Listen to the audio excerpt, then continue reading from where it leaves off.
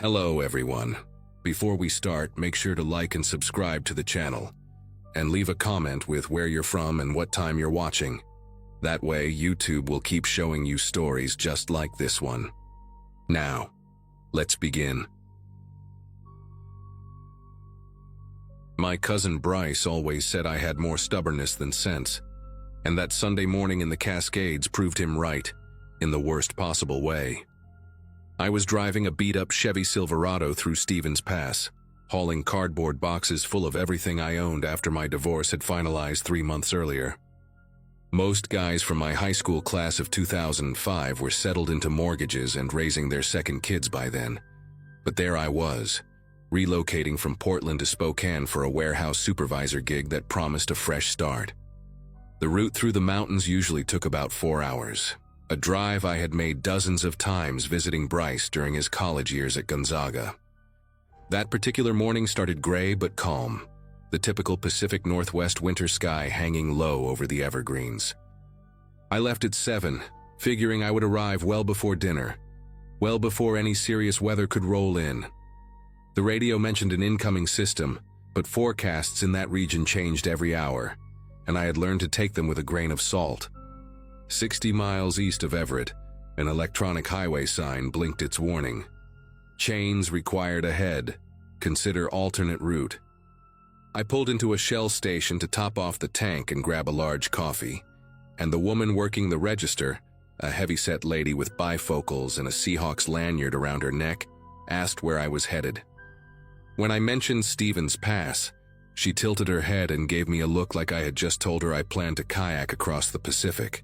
She said the pass had been a mess all week, that 2 semis jackknifed up there on Friday and the plows were struggling to keep up. The smart money, she told me, was on taking the long way around through Wenatchee, adding maybe 3 hours but guaranteeing I would actually arrive. I thanked her, grabbed my coffee, and walked back to my truck without changing my plans. Bryce was expecting me for dinner. I had a job orientation first thing Monday, and those patches of blue sky breaking through the clouds to the east seemed like a good enough omen to keep going.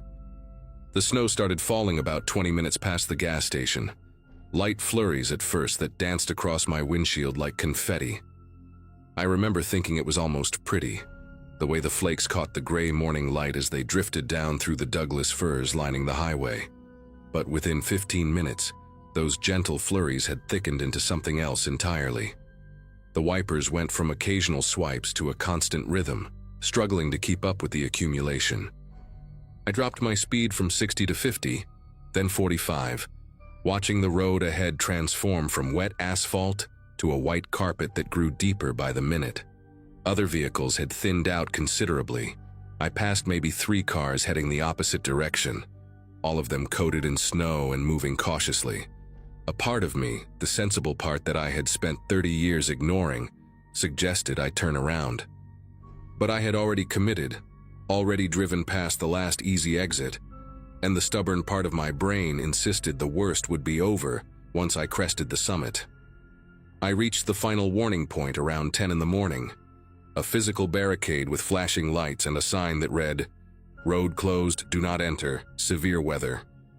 A highway patrol car sat empty beside the barricade, its windows completely obscured by accumulated snow, and I could see tire tracks in the fresh powder where other vehicles had clearly gone around the barrier. That detail sealed my decision. If other people had pushed through, then the closure was probably just a precaution, standard procedure for liability purposes. I eased my Silverado around the orange cones and continued up the pass, telling myself I would be through the worst of it in an hour, maybe less. The road climbed steadily, the snow now falling so thick that my headlights barely penetrated 20 feet ahead. I could feel the tires losing traction on the curves, that sickening moment of float before the treads caught again. The temperature gauge on my dashboard showed 19 degrees and dropping, and the wind had picked up enough to send sheets of white across the road in sideways curtains that made it nearly impossible to see the lane markings. The Silverado finally gave up about 2 miles past the summit marker, though I could barely read the sign through the whiteout conditions. I felt the back-end fishtail on a curve, overcorrected. and then the front tires hit a drift that had blown across the road like a frozen wave. The truck lurched forward, buried itself up to the bumper, and the engine stalled out with a shudder that I felt in my chest. I tried to restart it, heard the motor turn over twice, 3 times, but the wheels just spun uselessly against the packed snow beneath them. I sat there for a moment, gripping the steering wheel, listening to the wind howl against the windows and watching the snow pile up on the hood in real time.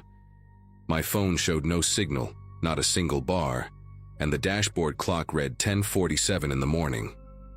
I had plenty of gas, a quarter tank at least, and I figured I could run the heater in intervals to stay warm until a plow came through. That was my plan. That was what I told myself as I watched the world outside disappear into a wall of white. It took about an hour for me to realize I was not alone on that stretch of road. The snow had eased slightly around noon, dropping from a complete whiteout to something more like heavy flurries, and that was when I first noticed the shape about 50 yards ahead, a dark outline barely visible through the gray haze. At first I thought it was a boulder or maybe a drift that had formed around a guardrail, but as my eyes adjusted, I recognized the angular silhouette of a vehicle. A sedan, compact, completely buried except for the top third of its frame. I squinted through my windshield, wiping away the fog with my sleeve, and that was when I spotted the second one, further up the road, off to the right, tilted at an angle that suggested it had slid into the drainage ditch. A minivan, dark-colored, its side mirror poking out of the snow like a periscope. The realization crept over me slowly.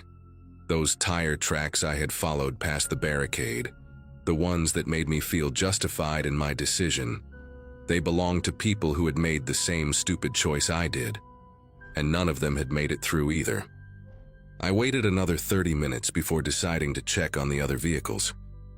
The rational part of my brain said there might be other people out there, maybe someone with a working phone or a better plan than sitting in a freezing truck hoping for rescue. I bundled up as best I could. A fleece jacket, a hoodie underneath, work gloves that were not designed for this kind of cold, and pushed open my door against the wind. The snow came up past my knees immediately, and the cold hit my face like a slap, sharp and vicious in a way that made my eyes water. I trudged toward the sedan first, each step a battle against the drifts, my breath forming thick clouds that the wind tore away instantly. It took me nearly 10 minutes to cover those 50 yards. When I finally reached the car, a silver Toyota, probably a Corolla, I noticed something that made me stop in my tracks. The driver's side window had scratches on the inside, long, frantic marks in the frost, like someone had been clawing at the glass. The door handle was packed with ice, frozen solid, and when I tried to pull it open, it would not budge. I wiped snow from the window and pressed my face close, cupping my hands around my eyes to see inside. The car was empty. A purse sat on the passenger seat, its contents spilled across the floor mats. Lipstick, a wallet, loose coins scattered like someone had been searching desperately for something. The minivan was worse. I almost did not make it there. The wind had picked up again, and every few seconds a gust would hit me hard enough to make me stagger sideways. But I kept going, driven by some morbid need to understand what had happened on this road before I arrived. The minivan sat at a steep angle in the ditch, its front end buried so deep that the hood was completely invisible beneath the snow. As I got closer, I could see that the sliding door on the passenger side was open, or rather, it had been open at some point before the snow sealed it in place. A thick ridge of ice now filled the gap, like the door had frozen mid-motion. I circled around to the driver's side, and that was when I saw the footprints. They were almost completely filled in, just shallow depressions in the snow that led away from the vehicle and up the slope toward the tree line. Small footprints like a woman, or maybe a teenager, spaced far apart in a way that suggested running. I followed them with my eyes as far as I could, maybe 30 feet up the hill, before they disappeared entirely into the white void between the pines. Whoever had left those tracks had fled into the forest during a blizzard, and I could not imagine any scenario where that ended well. I made it back to my truck around 1 in the afternoon, shaking so hard I could barely grip the door handle. The cold had seeped through my clothes, through my skin, settling into my bones like something alive. I started the engine and cranked the heater to maximum, holding my hands over the vents until the pain in my fingers shifted from numbness to a sharp, prickling burn. My mind kept circling back to those scratches on the Toyota's window, those frantic marks that told a story I did not want to understand. The woman in that car, I assumed it was a woman based on the purse, had tried to claw her way out. The door must have frozen shut, trapping her inside, and she had panicked. But the car was empty now, which meant she had eventually escaped somehow. Maybe someone had helped her. Maybe she had found another way out. I kept telling myself variations of that story. Versions where everyone made it to safety, where the footprints leading into the woods belonged to someone who found shelter at a ranger station or a cabin.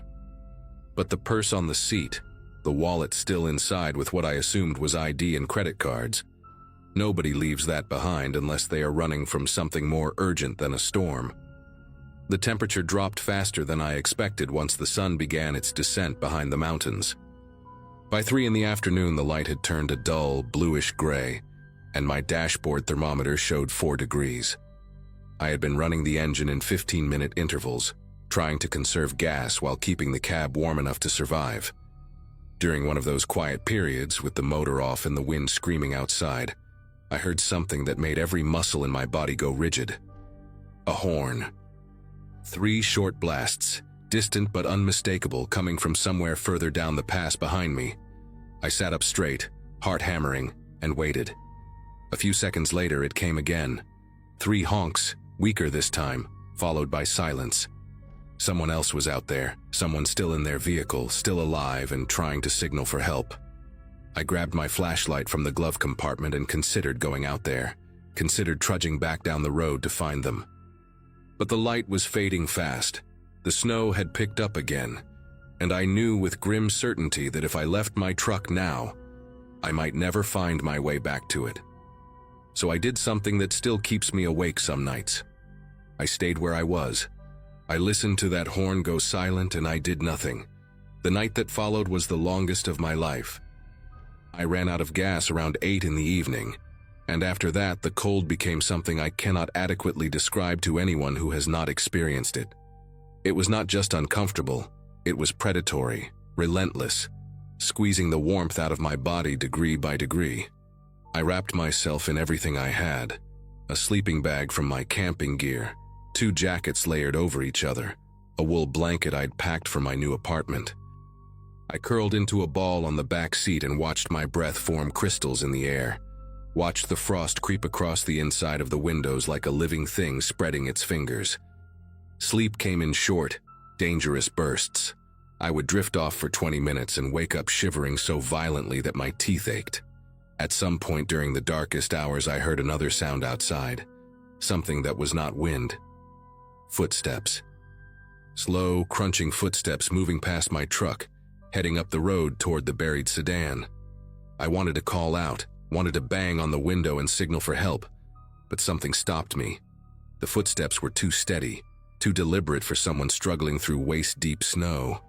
They moved with a purpose I did not understand, and by the time I convinced myself to look out the frosted window, there was nothing to see but darkness and swirling white. The rescue team found me around 6 the next morning, a convoy of snowplows and emergency vehicles that had started clearing the pass at first light. I was hypothermic, barely coherent, mumbling about horns and footprints and scratches on windows. They loaded me into an ambulance and wrapped me in thermal blankets, and I remember the paramedic, a young guy with a beard and kind eyes, telling me I was lucky to be alive. It was not until 2 days later, recovering in a hospital in Wenatchee, that I learned the full scope of what had happened on Stevens Pass that night. 3 other people had ignored the road closure, same as me. An elderly man in a Honda SUV was found dead from cardiac arrest, his vehicle buried a quarter-mile behind where I'd been stuck. He was the one honking for help, the one I had abandoned. A young mother and her teenage daughter had been in the minivan. The daughter was found alive but severely frostbitten, huddled in a maintenance shed about a mile up the mountain. Her mother was not so fortunate. They found her body in the woods, 200 yards from the road, frozen in a seated position against a tree. The official report said she had become disoriented, trying to find help and succumbed to exposure. But her daughter, when she was well enough to talk, told a different story. She said they had seen someone walking on the road that night, a figure moving through the storm without a flashlight, without struggling against the snow. Her mother had gone out to flag them down, to ask for help. She never came back. I never made it to that job orientation in Spokane. Bryce drove down to Wenatchee to pick me up from the hospital, and I spent 2 weeks at his place recovering, both physically and mentally. The frostbite on my fingers healed, leaving only some numbness in my left pinky that flares up in cold weather. The other wounds took longer. I spent months wondering about that figure the girl described, running through every possible explanation. Maybe it was another stranded driver, delirious from hypothermia, wandering the pass in a confused state. Maybe it was a local who lived nearby and had ventured out to check on the road. The police investigated but found nothing conclusive. No footprints survived the storm. No witnesses besides a traumatized teenager whose account was dismissed as shock-induced confusion. I moved to Spokane eventually, took a different job, built a quiet life far from mountain passes and winter storms. But every December, when the snow starts falling and the weather reports warn about dangerous conditions, I think about that night. I think about the horn I ignored, the scratches on that frozen window, the footprints leading into the woods. And I think about what the girl said, about her mother walking towards someone who was moving through a blizzard like it was nothing, like the cold did not touch them.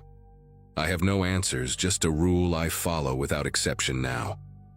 When a road is closed, I turn around. Some warnings are not suggestions. Some mistakes you only get to make once.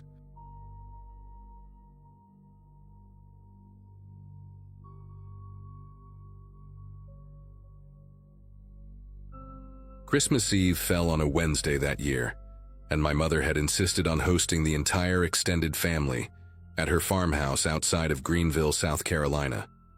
I had graduated from college in 2012, spent a decade bouncing between marketing jobs in Atlanta, and had only recently moved back closer to home after my divorce finalized in the spring.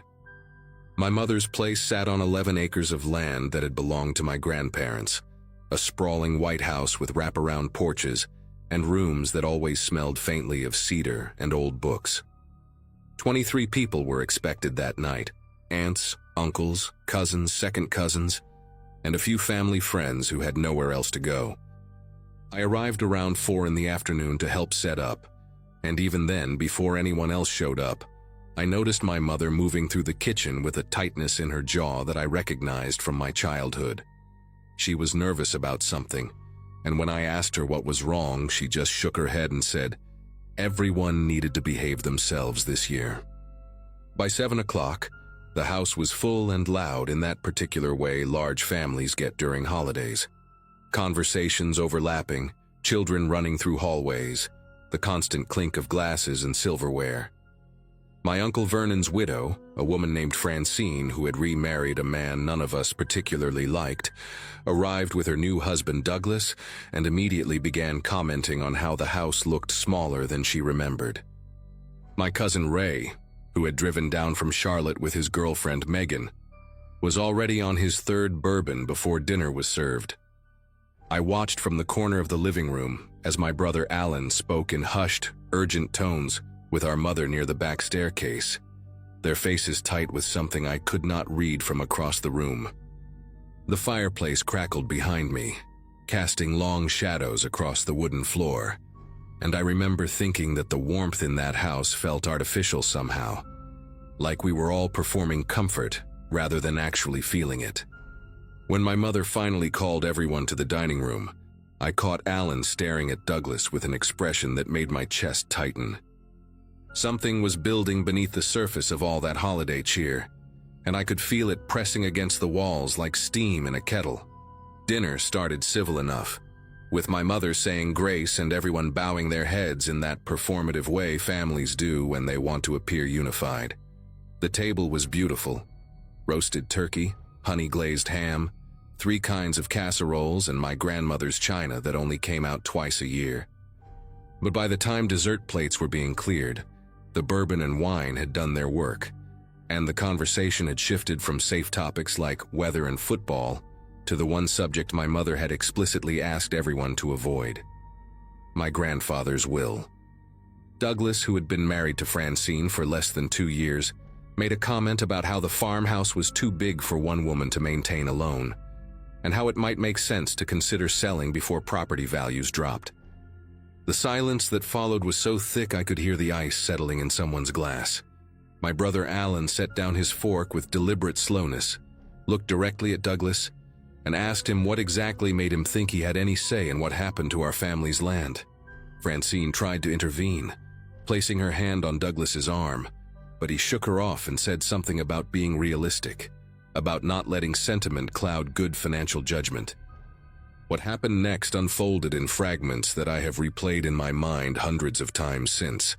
Alan stood up from his chair so fast it scraped against the hardwood with a sound like a small scream.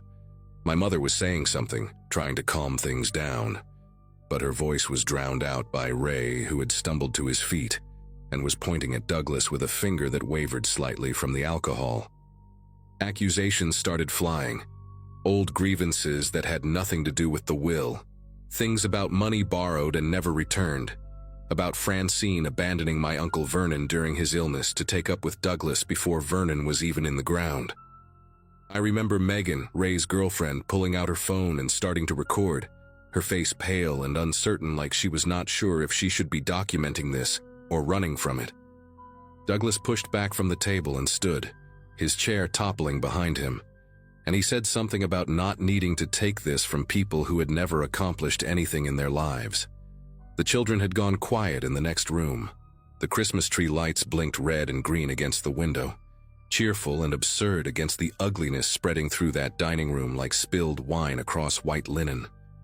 My mother managed to separate everyone by suggesting we take a break, let things cool down. Douglas and Francine retreated to the guest room on the 2nd floor, and I could hear their muffled argument bleeding through the ceiling as I helped clear dishes in the kitchen.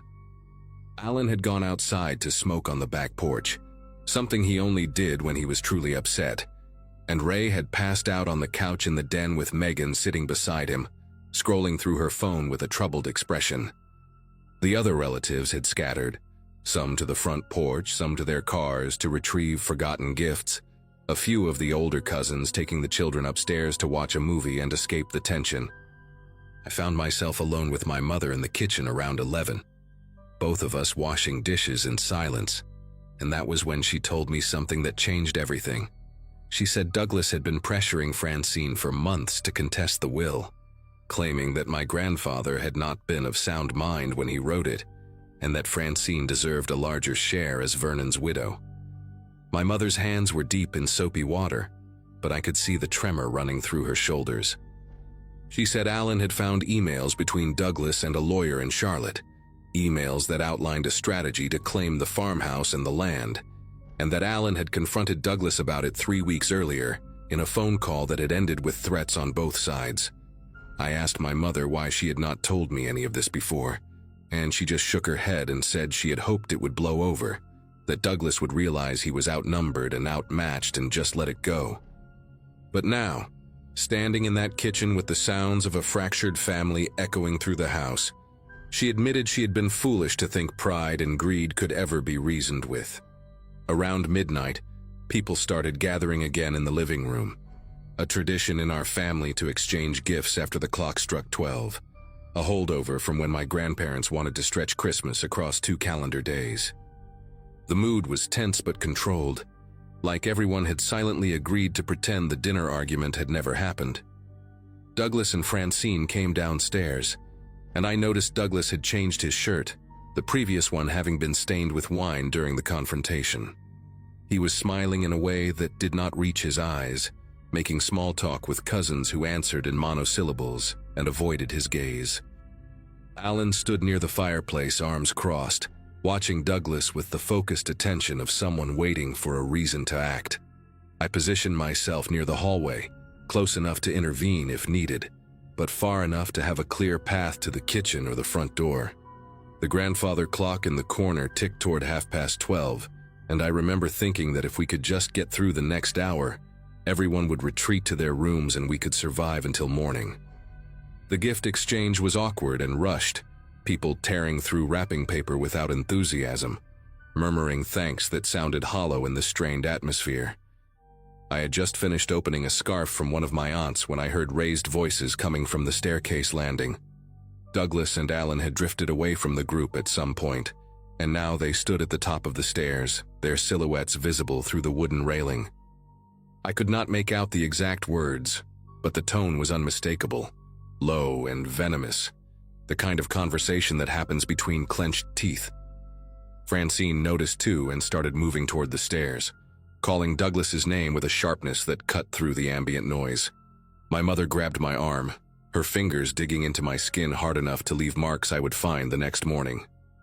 Everything after that happened in a span of maybe 4 seconds, but in my memory it stretches out like taffy, each moment distinct and terrible. There was a sound, not a shout exactly, but something guttural and surprised, and then the heavy, stuttering crash of a body tumbling down the staircase. Douglas came down those stairs in a way no conscious person ever would, his limbs loose and flailing, his head striking the banister twice before he landed in a heap at the bottom, one leg bent at an angle that made my cousin's daughter start screaming from the doorway of the den.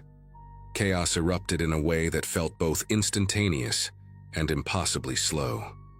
Francine was screaming Douglas's name over and over, pushing past people to reach him, her hands hovering over his body like she was afraid to touch him and confirm what we could all already see. His neck was wrong, tilted in a direction that necks do not tilt, and his eyes were open but looking at nothing, fixed on a point somewhere past the ceiling. My mother was calling for someone to dial 911, and I heard Ray's voice from somewhere behind me saying that he was on it, his words slurred but urgent. Alan had not moved from the top of the stairs. He stood there with both hands gripping the railing, his face pale and slack, staring down at Douglas's crumpled form with an expression I could not read, shock maybe, or something colder. I pushed through the crowd and knelt beside Francine, pressing 2 fingers to Douglas's wrist even though I already knew there would be no pulse. His skin was still warm, and that detail struck me as profoundly cruel, how the body holds on to heat even after everything else has fled. Someone had turned off the Christmas music that had been playing softly from the speakers, and in the silence I could hear Francine's ragged breathing, the distant wail of the ambulance that Ray had summoned, and my own heartbeat pounding so loud in my ears it seemed impossible that no one else could hear it. The paramedics arrived within 15 minutes, followed closely by 2 sheriff's deputies who took statements from everyone present. Alan told them he and Douglas had been talking on the landing, that Douglas had been drinking heavily and stumbled backward, losing his balance and falling before Alan could grab him. His voice was steady when he said this, his eyes meeting the deputies without wavering, and I watched him sign the written statement with a hand that did not tremble.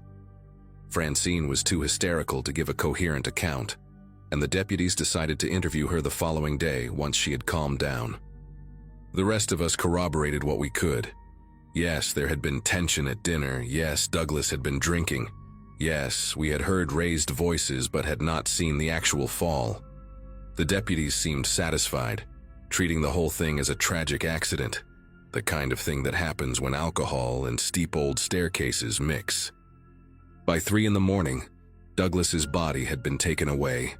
Francine had been sedated by a doctor someone called, and the remaining family members had either gone to bed or driven home in stunned silence. I lay awake in my childhood bedroom, staring at the ceiling, listening to the house settle around me. Something was gnawing at my mind, a detail I could not quite grasp, like a word stuck on the tip of my tongue.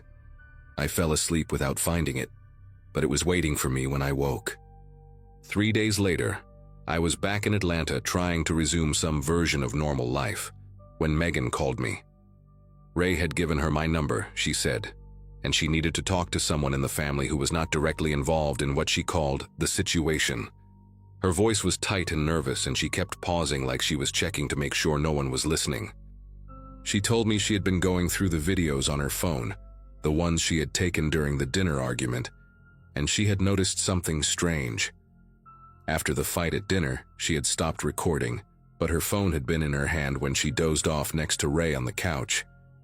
At some point, she must have accidentally hit the record button, because there was a 23-minute video of mostly nothing: the ceiling of the den, muffled voices, the sound of her own breathing as she slept. But at the 14-minute mark, the audio picked up something distinct. Alan's voice and Douglas's voice, not arguing exactly, but speaking in low, intense tones. She could not make out every word, but she heard Alan say something like, "This ends tonight," and Douglas responding with what sounded like, "You do not have the nerve." The timestamp on that section of video was 12:27, roughly 5 minutes before the fall. Megan said she had not shown this to anyone else, not even Ray, because she did not know what it meant, and she was scared of what it might mean. I told Megan to send me the video, and she did, and I sat in my apartment with headphones pressed tight against my ears, listening to that recording over and over until the words became grooves worn into my brain. The audio was muffled and imperfect, but Alan's voice was unmistakable. I had grown up with that voice, heard it tease me and comfort me and lie to our parents about broken windows and stolen cookies.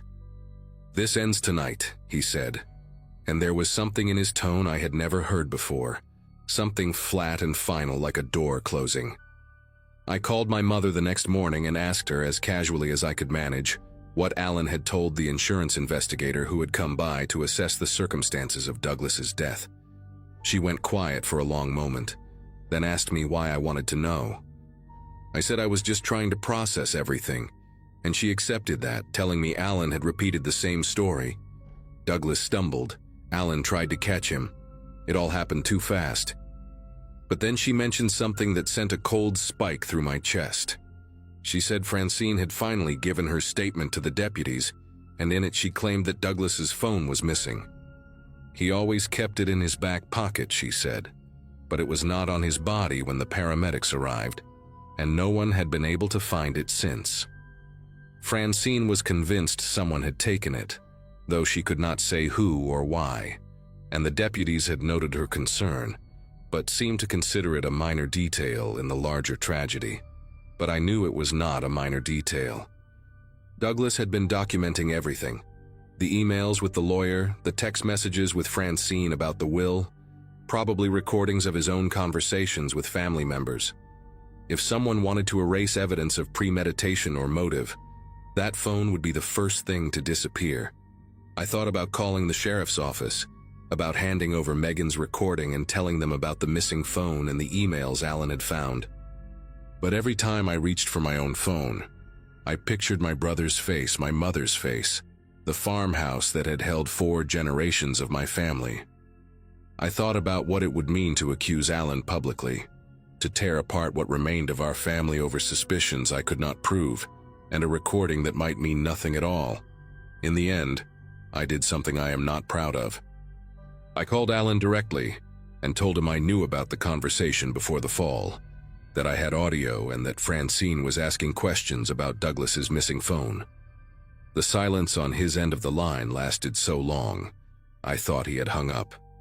When he finally spoke, his voice was calm and measured, and he said only this: Douglas was going to destroy everything our grandparents built. He fell. That is what happened, and that is what everyone believes, and you need to ask yourself what kind of sister you want to be. He hung up before I could respond. I still have Megan's recording saved on a hard drive in my closet. I still think about Francine, alone in some other state now, living with a grief I helped shape by staying silent. Some nights I convince myself that Douglas really did stumble, that Alan's words were just the frustrated venting of a man protecting his family, that the missing phone was lost in the chaos and nothing more. But most nights, I lie awake and replay those 4 seconds in my mind, the guttural sound, the crash, my brother's hands gripping the railing, and I know that I chose my family over the truth. I do not know if I will ever be able to live with that choice, but I have learned that living with it and making peace with it are 2 very different things.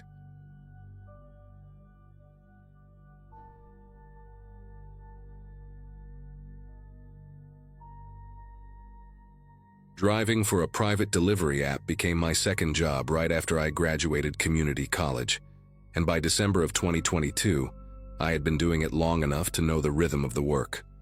26 years old, splitting my time between warehouse shifts and evening deliveries, finally putting some real money aside for the first time in my life. That particular night, December 24th, I had already knocked out 8 stops across the suburbs of Columbus, Ohio, and I was ready to call it quits by 9 so I could make it to my mom's place for our traditional late dinner. She always waited for me no matter how late I ran, and that year my younger sister was bringing her new boyfriend to meet everyone. I remember feeling that good kind of tired, the one that comes from a productive day when you know the finish line is close. My phone buzzed at 8:47 with a new delivery request, and my first instinct was to swipe it away without reading it. But my thumb hovered there for a second, and I made the mistake of checking the details. The pickup location was a storage facility on the east side, already 15 minutes in the wrong direction from where I needed to be. What stopped me from declining right away was the payout. $80 for a single delivery, almost triple what I would normally get for that distance.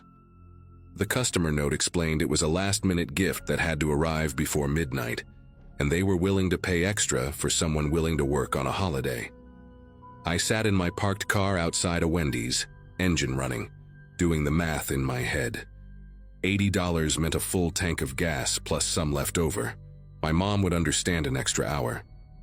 I tapped accept at 8:51, and the app loaded the pickup code along with the destination address.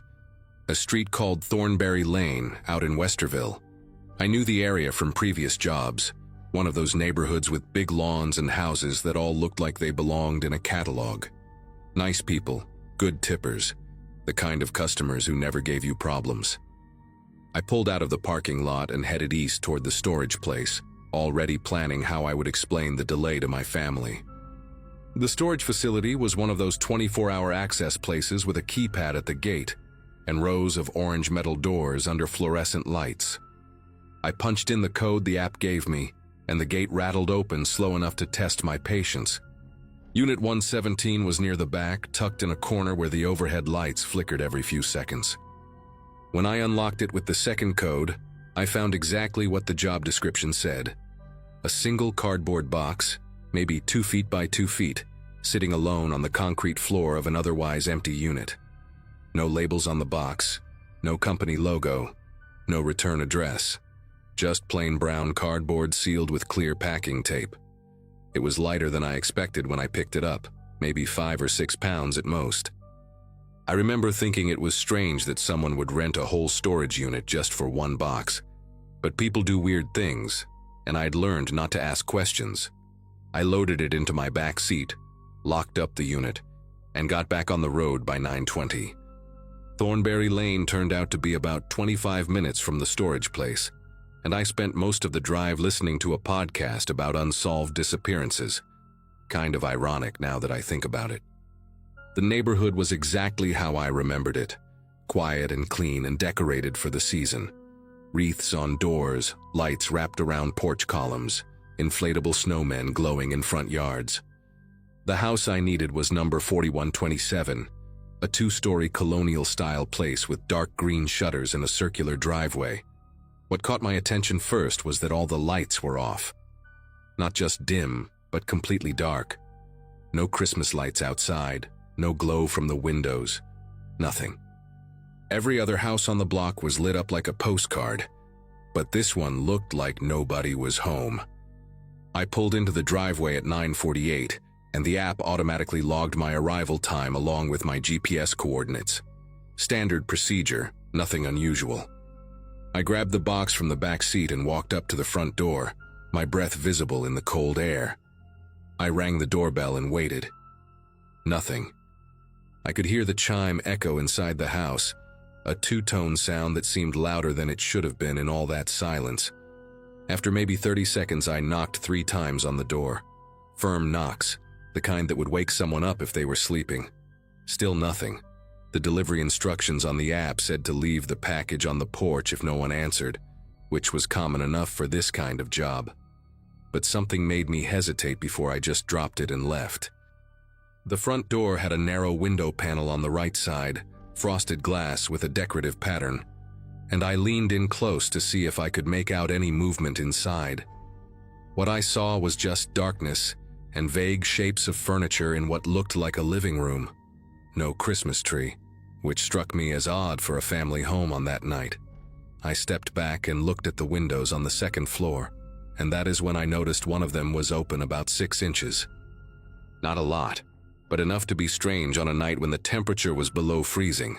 I stood there on the porch for probably a full minute, trying to decide what to do. The open window bothered me, but it was not really my business. People forget things, leave windows cracked for ventilation, whatever. My job was to deliver a package, not to investigate why someone's house looked abandoned on the one night when every other family was home together. I set the box down on the porch right next to the door, took a photo with my phone for the delivery confirmation, and walked back to my car. The app required me to take a picture of where I left the package, and looking at that photo now still makes my chest tight. You can see the box sitting there, the dark door behind it, and if you look at the bottom right corner of the frame, there is a reflection in the glass panel. Just a smear of something pale that I did not notice at the time. I finished the delivery at 9:52, got in my car and drove away thinking about nothing except getting to my mom's house before the food got cold. The next few days were normal holiday stuff. Christmas morning with my family, leftovers for lunch, visiting my aunt on the 26th, catching up on sleep. I worked a short warehouse shift on December 27th and did a couple more deliveries that evening. Nothing memorable. Life just kept moving the way it does. It was December 29th when everything changed, and I remember the exact moment because I was eating cereal at my kitchen table and scrolling through my phone. A local news headline popped up on my feed, something about a family found dead in Westerville. I almost scrolled past it, the way you do with most bad news that does not involve you directly. But then I saw the street name, Thornberry Lane, and I stopped chewing. The article said police had discovered the bodies of 3 people inside a home after a relative called in a welfare check. A man, a woman, and their teenage daughter. The house number was not in the article, but there was a photograph taken from the street, and I recognized those dark green shutters immediately. I recognized the circular driveway where I had parked my car 5 nights earlier. I put my phone down and just sat there for a while trying to process what I was reading. The article did not give many details about what happened inside that house, just that police were treating it as a homicide investigation, and that the medical examiner was working to establish a timeline. But there was one line that made me feel like all the air had left the room. Authorities believed the family had been dead for several days before they were found, possibly since the evening of December 24th. I grabbed my phone again and opened the delivery app, scrolling back through my completed jobs until I found it. December 24th, 9:48 arrival, 9:52 completion, 4127 Thornberry Lane. The timestamp placed me at that house on the same night the family was last seen alive. I had been standing on that porch, ringing that doorbell, knocking on that door, while something terrible had either just happened or was still happening inside. The thought made me push my cereal bowl away because I suddenly felt like I might throw up. I spent the next hour going through every news article I could find about the case, but details were scarce. The family's name was Hartman, Glenn Hartman, his wife Melissa, and their 15-year-old daughter Caitlin. Neighbors described them as quiet and friendly, the kind of people who always waved but kept to themselves. No one had seen anything suspicious, no one had heard anything unusual.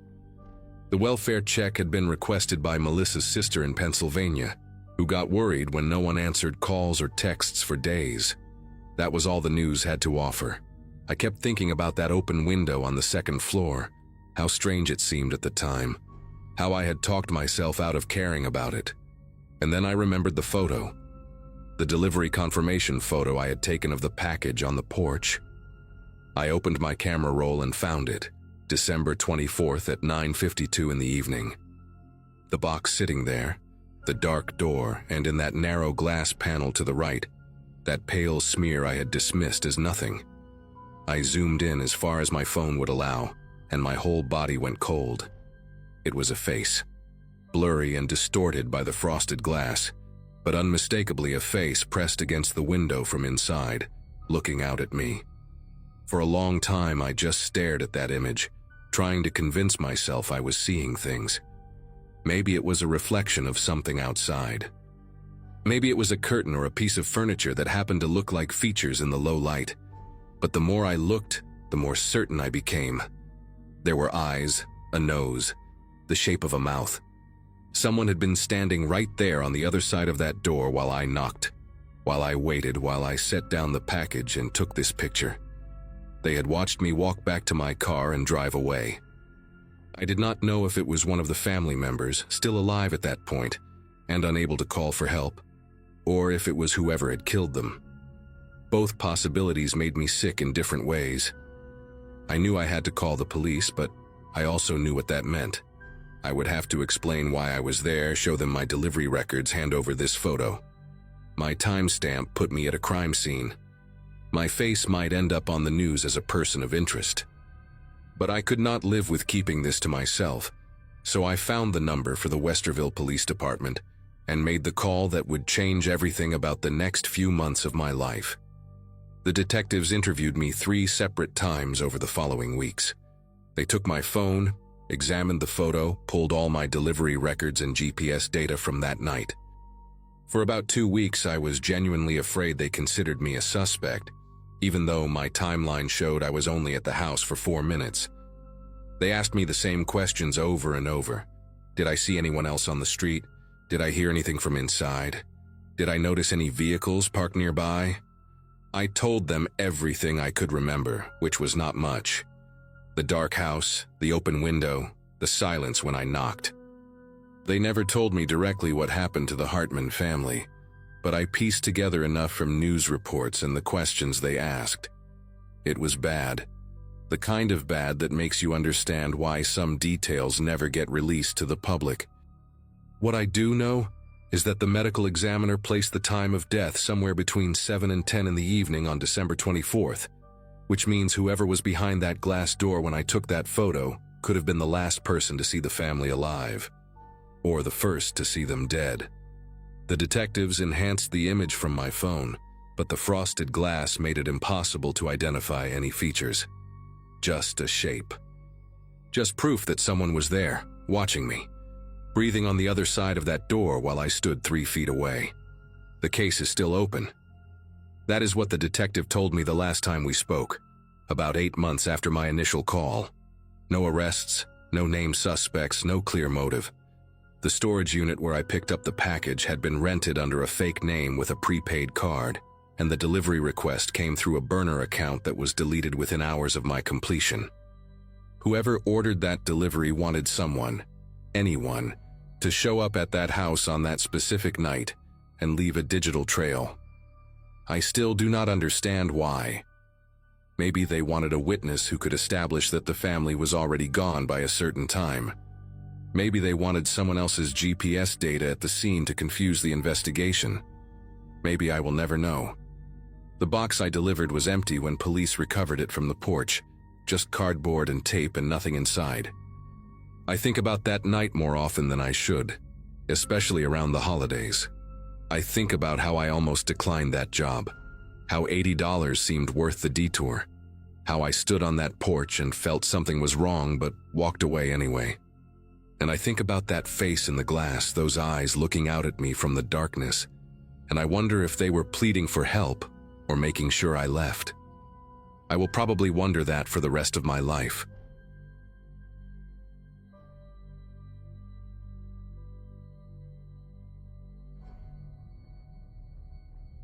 Cold snaps in rural Ohio are nothing new, but January of 2018 brought something different. For 3 straight weeks, the temperature never climbed above 15 degrees, and the local news kept running stories about burst pipes, stranded motorists, and elderly folks found frozen in their own homes because they could not afford heating oil. I was renting a 1-bedroom place on Birchwood Lane at the time, still paying off student loans from a nursing degree I had finished just 2 years earlier. My 24th birthday had come and gone quietly that month, celebrated with a frozen pizza, and a phone call from my mom who lived 6 hours away in Pennsylvania. When a co-worker shared a Facebook post about a charity called Heartland Winter Aid, looking for volunteers to pick up donated supplies, I signed up without thinking twice. The post looked legitimate: professional logo, phone numbers, a mission statement about helping families survive the cold. They needed people with vehicles to collect surplus food and blankets from rural drop-off points and bring them to a distribution center in town. I woke up on that Saturday to a sky the color of old concrete and a text message confirming my volunteer assignment. The drop-off location was a decommissioned feed mill, about 35 minutes outside of Millbrook, down a series of back roads I had never driven before. The directions came in an email attachment.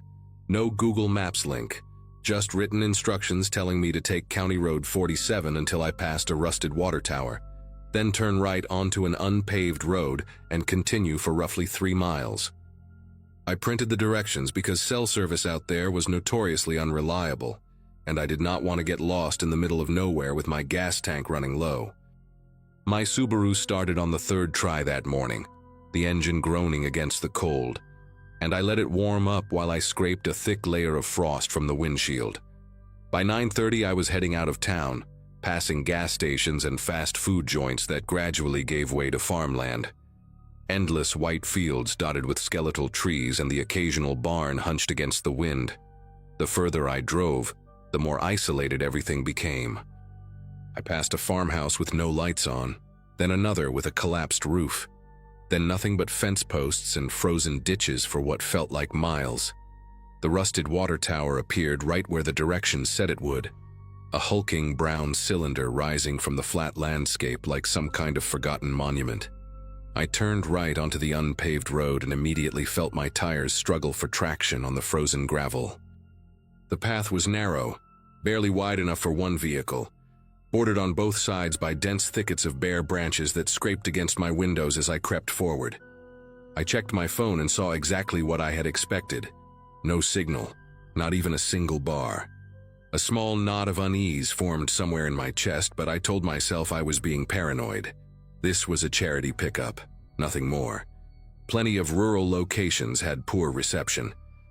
I kept driving, counting the miles on my odometer, watching for the old feed mill with the faded red siding that the email had described.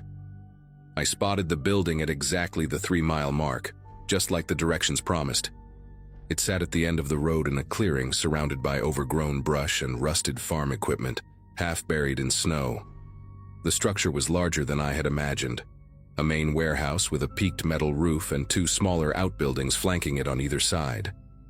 The red paint had peeled away in long strips, revealing gray wood beneath, and several windows on the upper level were shattered or missing entirely. 2 pickup trucks were already parked near the main entrance, both of them newer models that seemed out of place against the decay of everything else. I pulled up beside them and shut off my engine, scanning the area for any sign of other volunteers or the donation boxes I was supposed to collect. The silence that followed was absolute, broken only by the ticking of my cooling engine and the faint whistle of wind through the broken windows above. I sat there for a long moment, hands still on the steering wheel, waiting for someone to emerge from the building and wave me over. After about 2 minutes of nothing, I decided to get out and look around. The cold hit me like a wall the second I opened my door, that deep, biting January cold that makes your lungs ache with every breath. I zipped my coat up to my chin and walked toward the main entrance, my boots crunching on frozen gravel. The warehouse door was a massive sliding thing made of corrugated metal, rusted at the edges and hanging slightly crooked on its track. It stood open about 3 feet, just enough for a person to slip through. I called out a hello and my voice echoed back at me from somewhere inside, flat and hollow. No response came. I was about to call out again when I heard footsteps behind me, and I turned to find 2 men walking toward me from the direction of the smaller outbuilding on the left. They moved with a casual slowness that made me uneasy, their hands stuffed into the pockets of heavy work jackets. One was tall and broad-shouldered, with a thick brown beard and a camouflage hunting cap pulled low over his forehead. The other was shorter, wiry with pale skin and a shaved head that made his ears look too large for his face. The bearded one spoke first, his voice carrying across the frozen air between us. He asked if I was the volunteer, and I said yes, that I was here to pick up the donation boxes for Heartland Winter Aid. Something shifted in his expression when I said that. A flicker of amusement, maybe, or recognition. The shorter one had circled around to my right, positioning himself between me and my car in a way that seemed deliberate. I felt a pulse of alarm shoot through my body, a primal warning signal that I tried to ignore. The bearded man told me there had been a change of plans, that the donations were being stored in the back building, and I would need to help them load everything. He gestured toward the outbuilding behind him, the one with no windows and a padlock hanging open on its door. I told him I would just pull my car around to make loading easier. But when I turned to walk back to my Subaru, the shorter man was already standing beside the driver's side door, his hand resting on the handle. He smiled at me, a thin and joyless thing that never reached his eyes, and said there was no need for that. That was when everything changed. The bearded man dropped all pretense of friendliness and told me I had made a mistake coming here. He said people like me were always trying to steal from them, showing up to take what did not belong to them. I tried to explain that I was just a volunteer, that someone from the charity had sent me, but my words seemed to bounce off him without making any impact. His voice got louder, angrier, accusing me of being part of some scheme to rob them of their donations. None of it made sense. There were no donations here, no boxes, no supplies, nothing but abandoned buildings and frozen dirt. The shorter man had pulled something from his pocket, and when I glanced over I saw it was a knife with a black handle and a blade about 4 inches long. He was not pointing it at me, just holding it loosely at his side, but the message was clear enough. My heart was hammering so hard I could feel it in my throat. I raised my hand slowly and told them I did not want any trouble, that I would leave right now and never come back, that I would forget I ever saw this place. The bearded man stepped closer, close enough that I could smell cigarette smoke on his jacket and see the broken capillaries in his nose. He asked me where my phone was, and I lied without thinking, said I had left it at home. He did not believe me. He told the shorter one to check my pockets, and before I could react, the wiry man was behind me, his free hand digging into my coat while the knife stayed visible in the other. He found my phone in my inside pocket and tossed it to the bearded man, who caught it and immediately powered it off. Then he asked about my purse, my wallet, anything else of value. I told him my purse was in the car, on the passenger seat, and he sent the shorter man to retrieve it. I stood there in the freezing cold, my breath coming in short white puffs, watching a stranger rifle through my belongings. He pulled out my wallet, counted the $43 I had inside, and pocketed the cash along with my debit card. He found my keys too, the ones I had stupidly left in the center console, and he held them up with a look that made my insides turn to water. The bearded man told me to start walking toward the windowless outbuilding. I did not move. Every instinct I had was screaming at me that if I went inside that building, I would never come out. I told him no, that he could take my car, take everything, but I was not going in there. For a moment, he just stared at me like he was deciding something. Then the shorter man moved, quick as a snake, and I felt the cold edge of the blade press against the side of my neck. Not cutting, just resting there, a promise of what could happen. The bearded man leaned in close and said that I could walk on my own 2 feet, or they could drag me. Those were my options.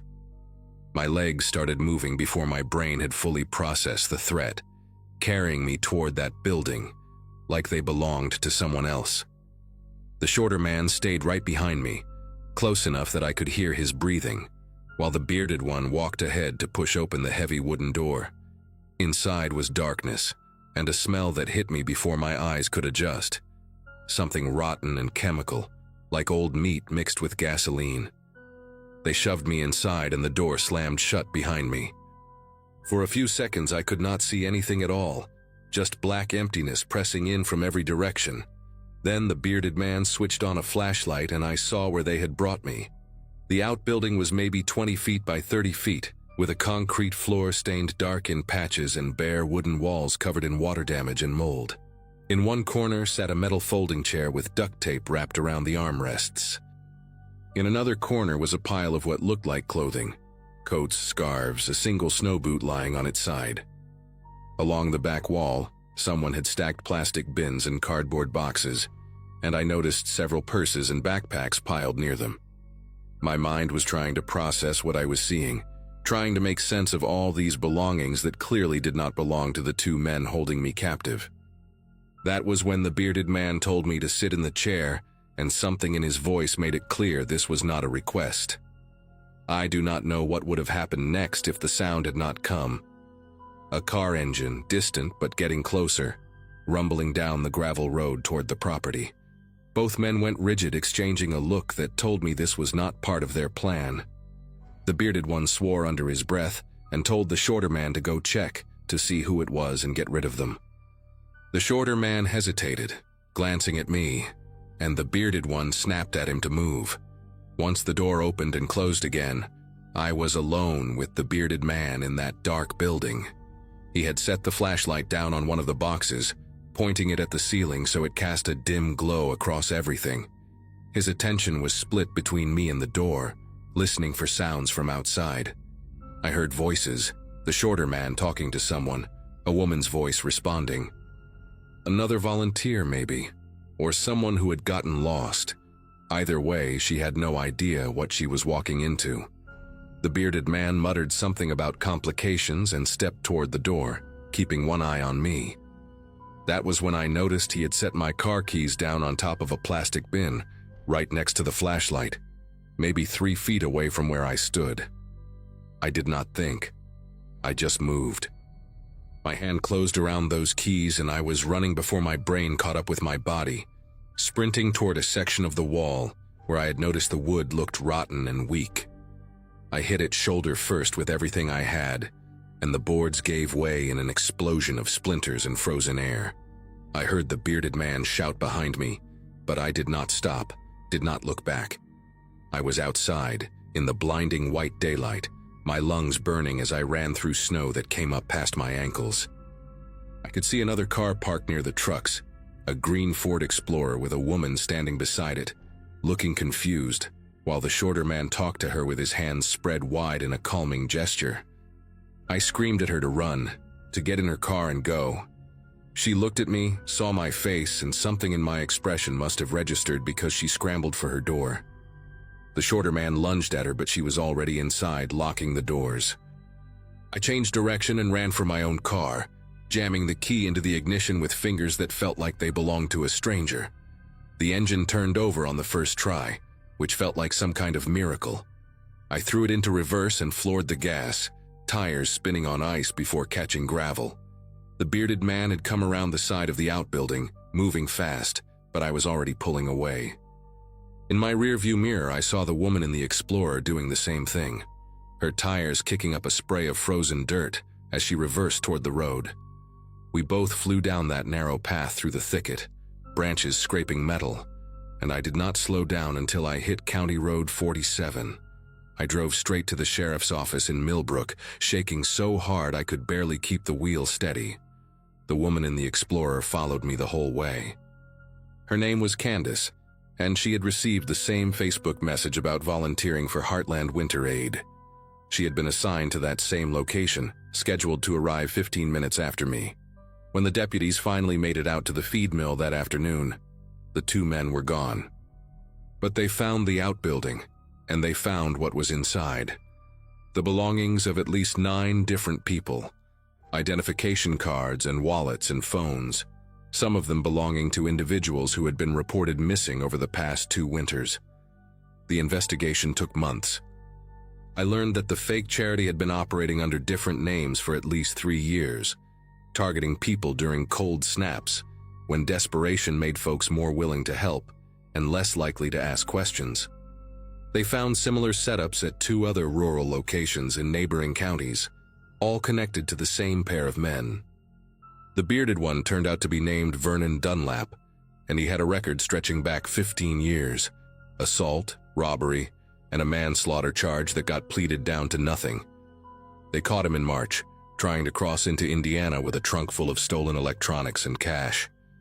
The shorter one, whose name I never learned, disappeared completely and has not been seen since. 3 bodies were eventually recovered from a property Dunlap had access to, buried in shallow graves behind a barn. The victims were all people who had responded to those fake charity posts, people who just wanted to help their neighbors survive the cold. I still think about that pile of coats in the corner of that outbuilding. I think about the single snow boot lying on its side. I think about how close I came to becoming another name on a missing persons report that nobody would ever solve. And I think about Candace, whose timing saved both our lives, and how neither of us has volunteered for anything since.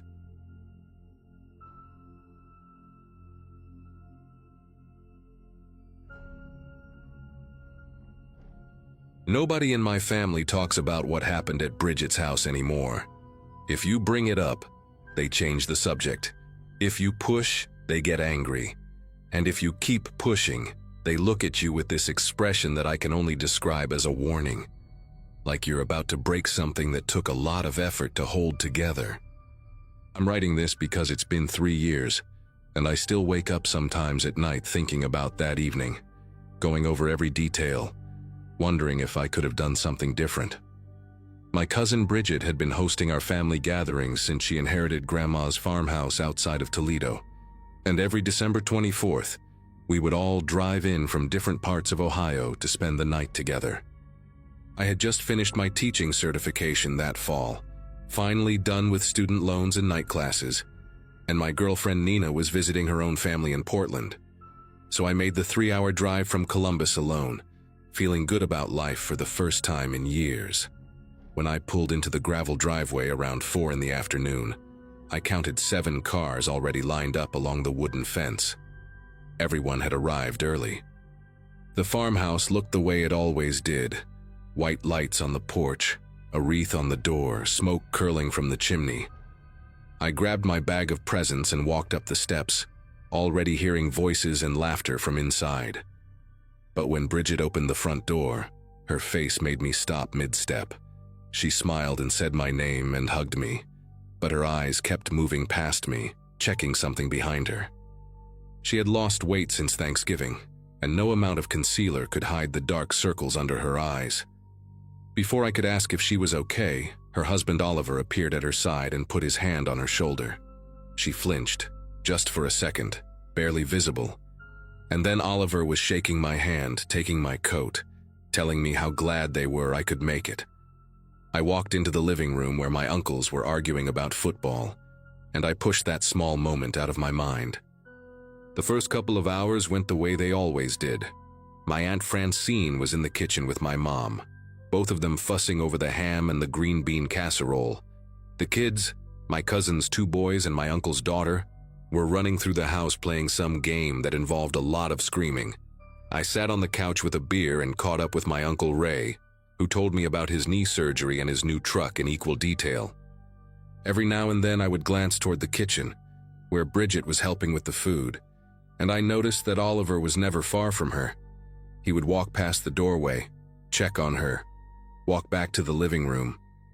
At one point I saw him lean in close and whisper something in her ear, and she nodded quickly, her shoulders tense. When she came out to refill the chip bowls, her smile was stretched so tight it looked painful. I caught her eye and mouthed, "You okay?" But she just gave me a thumbs up and disappeared back into the kitchen. Around 6, we all gathered in the dining room for dinner. Bridget and Oliver sat at one end of the long table, my parents at the other, and the rest of us filled in the middle. The food was good, the wine was flowing, and for a while everything seemed normal. But I started noticing things, small things. The way Bridget asked Oliver before taking a second glass of wine, not out loud, just a quick glance waiting for his nod. The way she kept apologizing for things that didn't need apologies, like the rolls being slightly overdone or the gravy being too thick. And twice during the meal, Oliver corrected her when she was telling a story. Not in a joking way, but flat and cold, like a teacher correcting a student. "That's not how it happened," he said both times, and both times Bridget went quiet and let him finish the story his way. My mom caught my eye across the table, and I could tell she had noticed it too. But neither of us said anything. We just kept eating. After dinner, the men moved to the living room to watch a game while the women cleaned up. I know how that sounds, but that's how it always was at these gatherings, old habits from a different generation. I offered to help in the kitchen, but my Aunt Francine waved me off and told me to go relax. So I grabbed another beer and sat in the corner armchair, half watching the TV while my uncles yelled at the screen. That's when I heard it. Voices from the hallway, low and sharp. I couldn't make out the words, but I recognized the tone. It was Oliver and Bridget, and whatever they were discussing, it wasn't friendly. I got up to use the bathroom, which meant walking past the hallway that led to the back bedrooms. As I got closer, I could hear them more clearly. Oliver was saying something about her making him look stupid at dinner, and Bridget was apologizing, her voice small and pleading. I stopped walking. I should have kept going, should have pretended I didn't hear, but I just stood there. Then Oliver said something I couldn't catch, and Bridget started crying, quiet, muffled sobs like she was covering her mouth. I took a step toward them, but before I could do anything, my Aunt Francine appeared out of nowhere and grabbed my arm. She pulled me back toward the living room with a grip that surprised me. When I tried to say something about what I'd heard, she cut me off. "Leave it alone," she said, her voice barely above a whisper. "This is between them. No one is ruining Christmas." I stared at her, not sure I had heard her right. Bridget was crying in the back of the house, clearly upset, and my aunt was telling me to ignore it? I tried to argue, but Francine's expression stopped me. It wasn't angry, it was scared. She looked like someone trying to keep a lid on a pot that was about to boil over, and she was terrified of what would happen if she failed. "Please," she said, "just go sit down. Bridget will be fine. She always is." I wanted to push past her, wanted to march down that hallway and ask Oliver what the hell he thought he was doing. But I didn't. I let my aunt guide me back to the living room, and I sat down in that armchair, and I watched the game without seeing a single play. 10 minutes later, Bridget came out with a fresh tray of cookies, her makeup touched up, her smile back in place. Nobody said a word. The night went on. We did the gift exchange around 8. Everyone gathered around the tree while the kids tore through wrapping paper. I gave Bridget a scarf I had picked out at a craft fair in Columbus, and when she opened it, her eyes got wet for just a second before she blinked it away and thanked me. Oliver watched her the whole time, his arm draped over the back of her chair in a way that looked possessive rather than affectionate. I noticed that Bridget didn't give Oliver a gift, or if she did, he didn't open it in front of everyone. After the presents, my Uncle Ray suggested we play cards like we used to when Grandma was alive. We set up at the dining room table, me, Ray, my dad, and my cousin's husband Neil, while the others stayed in the living room with the kids. Oliver said he was going to help Bridget clean up the gift wrap, and the two of them disappeared down the hallway toward the bedrooms. I tried to focus on the game, but I kept glancing toward that hallway, waiting for them to come back. 15 minutes passed, then 20. My dad asked if I was going to play my hand or just stare at the wall, and I forced myself to pay attention. That's when we heard the crash. It came from somewhere in the back of the house, a heavy muffled thud followed by the sound of something breaking, glass maybe, or ceramic. Everyone in the living room went quiet. The kids stopped playing. My mom and Aunt Francine exchanged a look that I will never forget. Not surprise, not confusion, just grim recognition, like this was something they had been expecting all night. Before anyone could move, my Uncle Ray stood up from the card table and said, loud enough for the whole room to hear, "I'll handle it." He walked down the hallway, and a few seconds later I heard a door open in Ray's voice, calm but firm. I couldn't make out the words. Then another voice, Oliver's, sharp and defensive. Then nothing. The silence stretched on for what felt like minutes. When Ray finally came back, his face was red and he was breathing hard, but his expression was carefully neutral. "Everything's fine," he said. "Bridget dropped a lamp, no big deal." He looked around the room, making eye contact with each of us in turn. No one is ruining Christmas. I couldn't take it anymore. I stood up from the card table and said I needed to use the bathroom. My dad grabbed my wrist and told me to use the one by the kitchen, not the one down the hall. The way he said it, the firmness in his grip, told me everything I needed to know. Something bad had happened in that back room, and my own father was trying to keep me from seeing it. I pulled my arm free and told him I would be right back. The hallway was dark except for a thin strip of light coming from under one of the bedroom doors. As I got closer, I could hear Bridget's voice, not crying this time, just quiet, almost monotone, like she was reciting something she had memorized. I knocked softly and said her name. The talking stopped.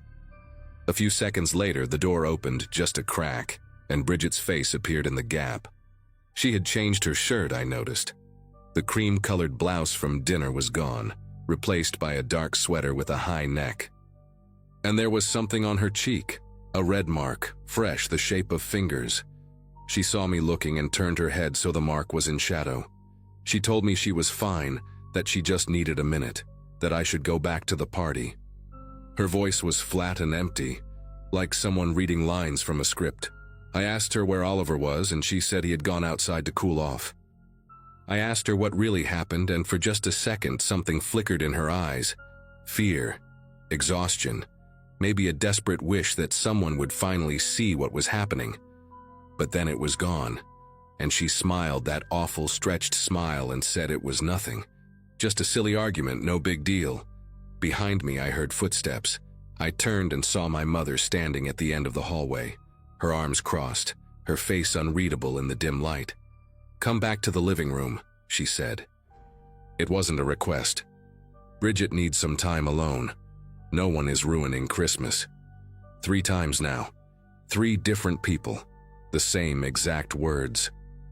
I looked back at Bridget, hoping she would say something, ask for help, give me any sign that I should stay. But she just nodded and closed the door in my face. The rest of the night passed in a blur. Oliver came back inside around 10, his face calm, his hands in his pockets, acting like nothing had happened. He sat down on the couch next to my Uncle Ray, and within minutes they were laughing about something on TV. Bridget eventually emerged from the bedroom wearing fresh makeup that almost hid the swelling on her cheek, and she busied herself making hot chocolate for the kids. I watched her move through the kitchen, watched the way she avoided looking at Oliver, watched the way everyone else avoided looking at her.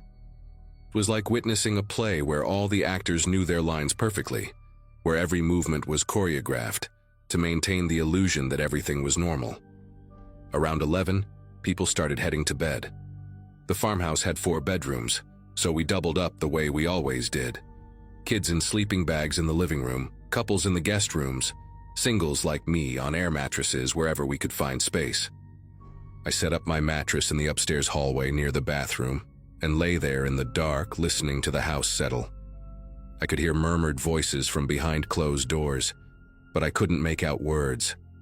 At some point I must have fallen asleep because the next thing I remember is waking up to gray morning light and the sound of my Aunt Francine screaming. I ran downstairs still half asleep, my heart pounding, not sure what I was about to find. Francine was standing in the kitchen doorway, her hand over her mouth, staring at something I couldn't see. My parents were already there, and my Uncle Ray and Neil, all of them crowded around the kitchen entrance, with expressions I had never seen before. I pushed past them and looked inside. The kitchen was empty. The back door was wide open, letting in cold December air, and there were drops of something dark on the floor leading from the hallway to the door. On the counter, next to the coffee maker, was Bridget's wedding ring, just sitting there, placed carefully on a folded napkin, like she had taken it off to wash dishes and never put it back on.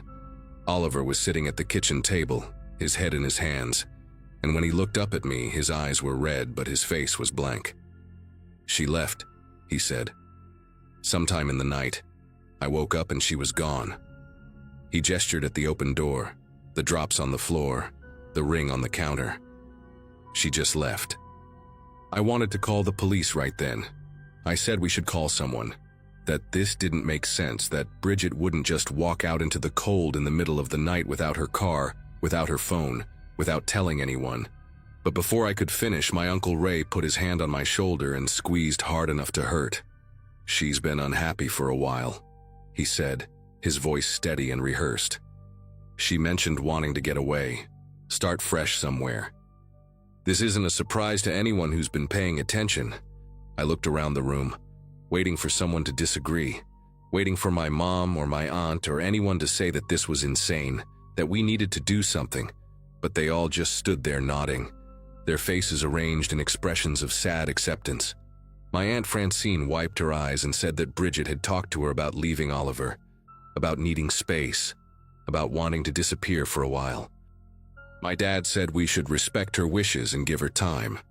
Oliver sat at the table, silent, his hands folded in front of him, and I swear I saw something like relief flicker across his face before he buried it under a mask of grief.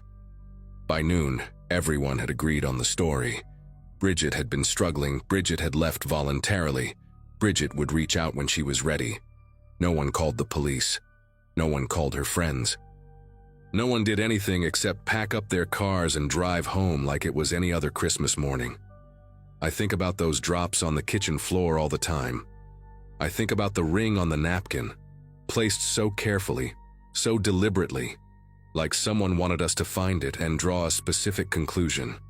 I think about the mark on Bridget's face, the shape of fingers, and the way she flinched every time Oliver touched her. I think about how everyone in that house heard the crash, saw her change her clothes, watched her cover her bruises with makeup, and still chose to believe she simply walked away. 3 years now, and Bridget has never contacted anyone. No phone calls, no emails, no letters. Her social media went dark that night and never came back. Oliver sold the farmhouse 6 months later and moved somewhere down south. When I ask my family about it, they get angry. Tell me to let it go, remind me that Bridget made her choice and we need to respect it. "No one ruined Christmas," my mother said to me last year, her voice cold. "And no one is going to ruin it now by digging up the past.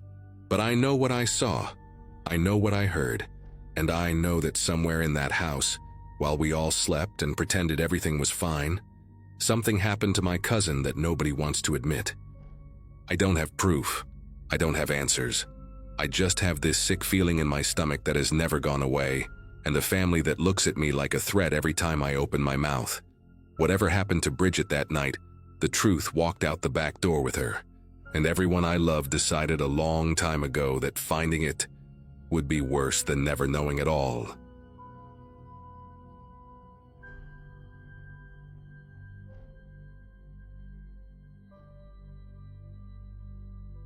Christmas was 5 days away, and my apartment smelled like coffee and regret. After my divorce finalized that October, I moved into a one-bedroom unit on the 3rd floor of Birchwood Commons, a bland complex in the suburbs of Columbus, Ohio. My graduating class from high school had their 15-year reunion that fall, and while scrolling through photos of former classmates with their families in vacation homes, I sat surrounded by boxes I still had not unpacked. The job at the insurance company paid enough to cover rent and utilities, but not much else. I kept the thermostat at 62 degrees to save money. That particular morning, December 20th, I woke up around 7 to the sound of my upstairs neighbor's television blaring some talk show. I made my usual pot of cheap coffee, the kind that comes in a massive red canister, and shuffled toward the kitchen table where I normally ate my toast while doom-scrolling through news on my phone. That was when I saw it. A white envelope sat in the middle of my living room floor, maybe 8 feet from the front door. It looked thick, stuffed with something substantial. My first thought was that it must have slipped under the door, some kind of late rent notice or holiday flyer from management. But when I picked it up, the weight told me immediately this was not paper. I tore open the unsealed flap, and my breath caught somewhere in my chest. Cash. Stacks of it bound with rubber bands, all 20s and 50s from what I could see. I counted it 3 times because my brain refused to accept the number. $14,600. There was no note, no card, no name, nothing to indicate where this came from or who left it. I checked the envelope again, flipping it inside out. Completely blank. I walked to my front door and examined the lock, the frame, the deadbolt. Everything looked normal, untouched. But I knew, with absolute certainty, that I had locked that door before going to bed. I sat on my couch for almost an hour, just staring at the money spread across my coffee table. My mind cycled through every possible explanation. Maybe my mother sent it, feeling guilty about the divorce, wanting to help me get back on my feet. But my mother worked as a receptionist at a dental office and could barely cover her own mortgage. My father had been out of the picture since I was 11. My ex-wife, Melanie, certainly was not sending me anything except passive-aggressive texts about picking up the rest of my stuff from her garage. I thought about my coworkers, my neighbors, anyone who might have access to my building. None of it made sense. People do not just give away $14,000 anonymously, and they definitely do not break into apartments to do it. I picked up one of the stacks and examined the bills closely. They looked real, felt real, had that distinct papery smell that money carries. No obvious counterfeits, no die packs, just clean, unmarked cash sitting in my living room like it belonged there. Around 9:30, I decided to check if anything else in my apartment had been disturbed. I walked through every room, opened every closet, looked under the bed like a kid checking for monsters. Nothing was missing. Nothing was moved. My laptop still sat on the kitchen counter. The $40 in my wallet remained untouched. Whoever came in had left something instead of taking anything, which made the whole situation even more unsettling. I checked the windows next, all of them locked from the inside, painted shut years ago by some lazy maintenance worker. The only entry point was the front door, and I lived on the 3rd floor with no fire escape nearby.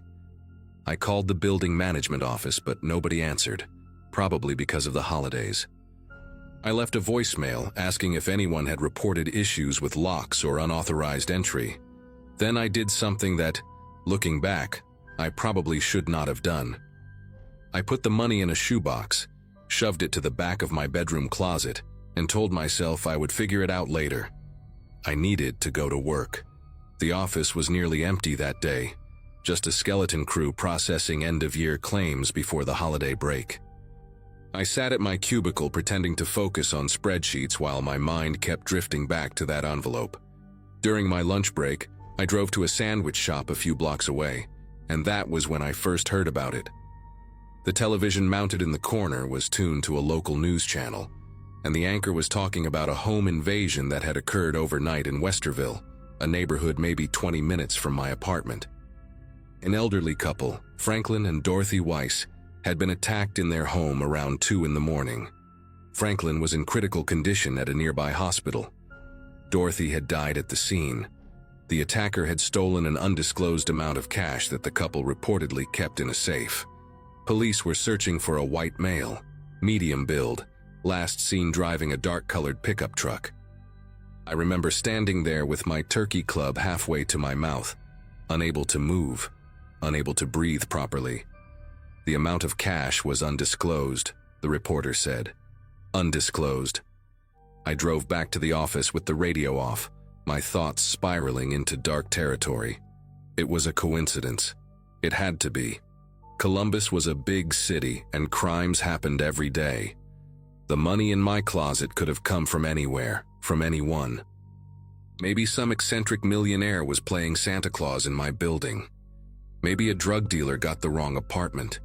Maybe I was losing my mind and had somehow forgotten a savings account I did not know I had. But none of those explanations felt right, and the timing was impossible to ignore.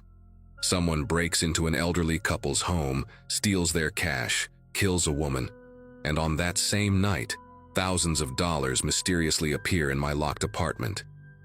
I spent the rest of the afternoon watching the clock, refreshing news articles on my phone under my desk, waiting for more details. By 4 o'clock, the police had released additional information. The stolen amount was estimated to be between $15,000 and $20,000. The safe had been cracked open with tools.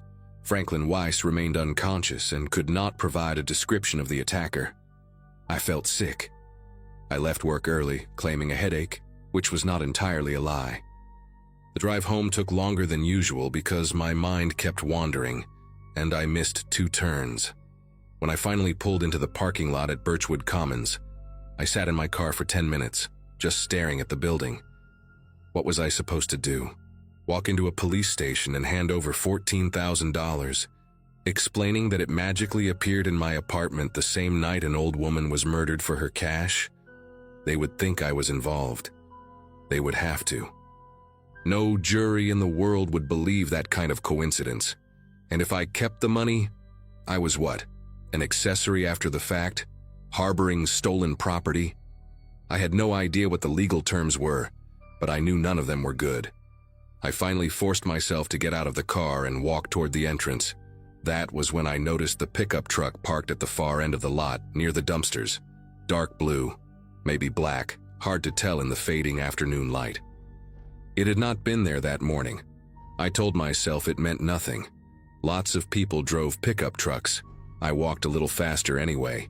Inside my apartment, everything looked exactly as I had left it. I went straight to the bedroom closet, pulled out the shoebox and counted the money again. Still $14,600. I sat on the edge of my bed, holding a stack of 20s, and tried to think clearly. Someone had put this money here on purpose. Someone who knew where I lived.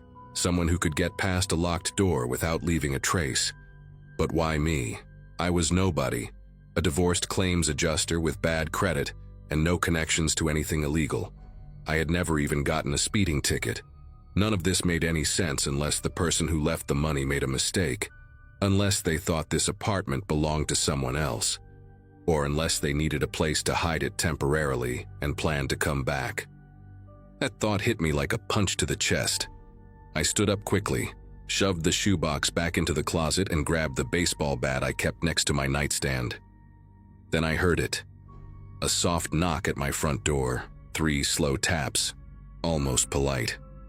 I looked at the clock on my phone. It was 6:47 in the evening. I approached the door without making a sound, gripping the bat so tight my knuckles ached. There was no peephole, one of many things I had complained about when I moved in and then promptly forgotten. I stood there, barely breathing, waiting for something else to happen. Another knock came, same pattern, 3 slow taps. Then a voice, male, calm, almost friendly. "I know you found it." That was all he said. "I know you found it." I pressed my back against the wall next to the door, my heart hammering so loud I was sure he could hear it from the hallway.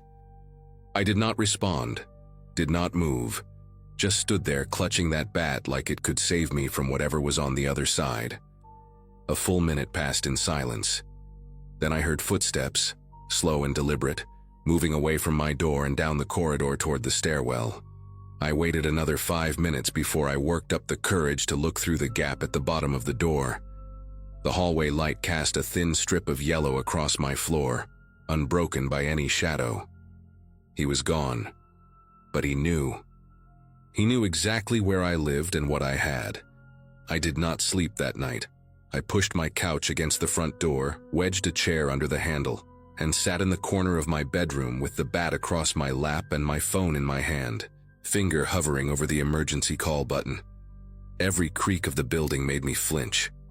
Every footstep from the apartment above sent a jolt through my spine. Around 3 in the morning, I heard a car engine start in the parking lot below. I crawled to the window, staying low, and peered through the blinds. The dark pickup truck was pulling out of its spot, headlights off, moving slowly toward the exit. I watched it turn onto the main road and disappear into the night. Part of me felt relief. A bigger part understood that this was not over, that he was simply waiting, calculating, figuring out his next move. I thought about calling the police right then, confessing everything, letting them sort it out. But every time I reached for the phone, I imagined the questions they would ask, the suspicion in their eyes, the handcuffs clicking around my wrists. By morning, I had made a decision. I was not going to wait for him to come back. The next morning, December 21st, I drove to the police station on Morse Road before I could talk myself out of it. I brought the shoebox with me, all $14,600 still inside. I asked to speak with someone about the Weiss case, and they put me in a small interview room, with fluorescent lights that buzzed like angry insects. A detective named O'Connor came in after about 20 minutes, a heavy-set woman with tired eyes and a coffee stain on her shirt. I told her everything. The envelope, the locked door, the timing, the man who knocked, the pickup truck. She listened without interrupting, her face completely unreadable. When I finished, she left the room for almost an hour. I sat there convinced I was about to be arrested, that my life was effectively over. But when she came back, she had a different look on her face, something between relief and grim satisfaction. They had a suspect, she told me. A man named Ronald Hutchins, 44 years old, a former locksmith who had done work at my apartment complex 2 years ago. He still had master keys. The police had been tracking him for days but could not find the stolen money. Now, they could tie him directly to both locations. Ronald Hutchins was arrested that same afternoon at a motel off Interstate 71, about 30 miles south of Columbus. He had another $8,000 in his possession, the rest of what he had taken from the Weiss home. According to Detective O'Connor, he had planned to retrieve the money from my apartment once the investigation cooled down, using me as an unknowing hiding spot. Franklin Weiss survived his injuries and was able to identify Hutchins from a photo lineup.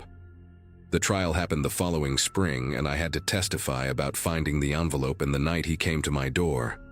Hutchins stared at me the entire time I was on the stand, his eyes flat and empty like a shark.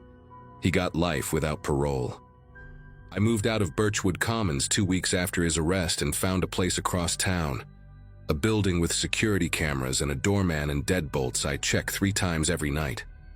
Sometimes I still wake up at 3 in the morning, certain I heard footsteps in the hallway. Sometimes I dream about those 3 slow knocks. But the money is gone. Hutchins is in prison, and I am still here. The Christmas I spent the holiday alone, eating Chinese takeout and watching old movies, and it was the best Christmas I ever had. Because I was alive to see it.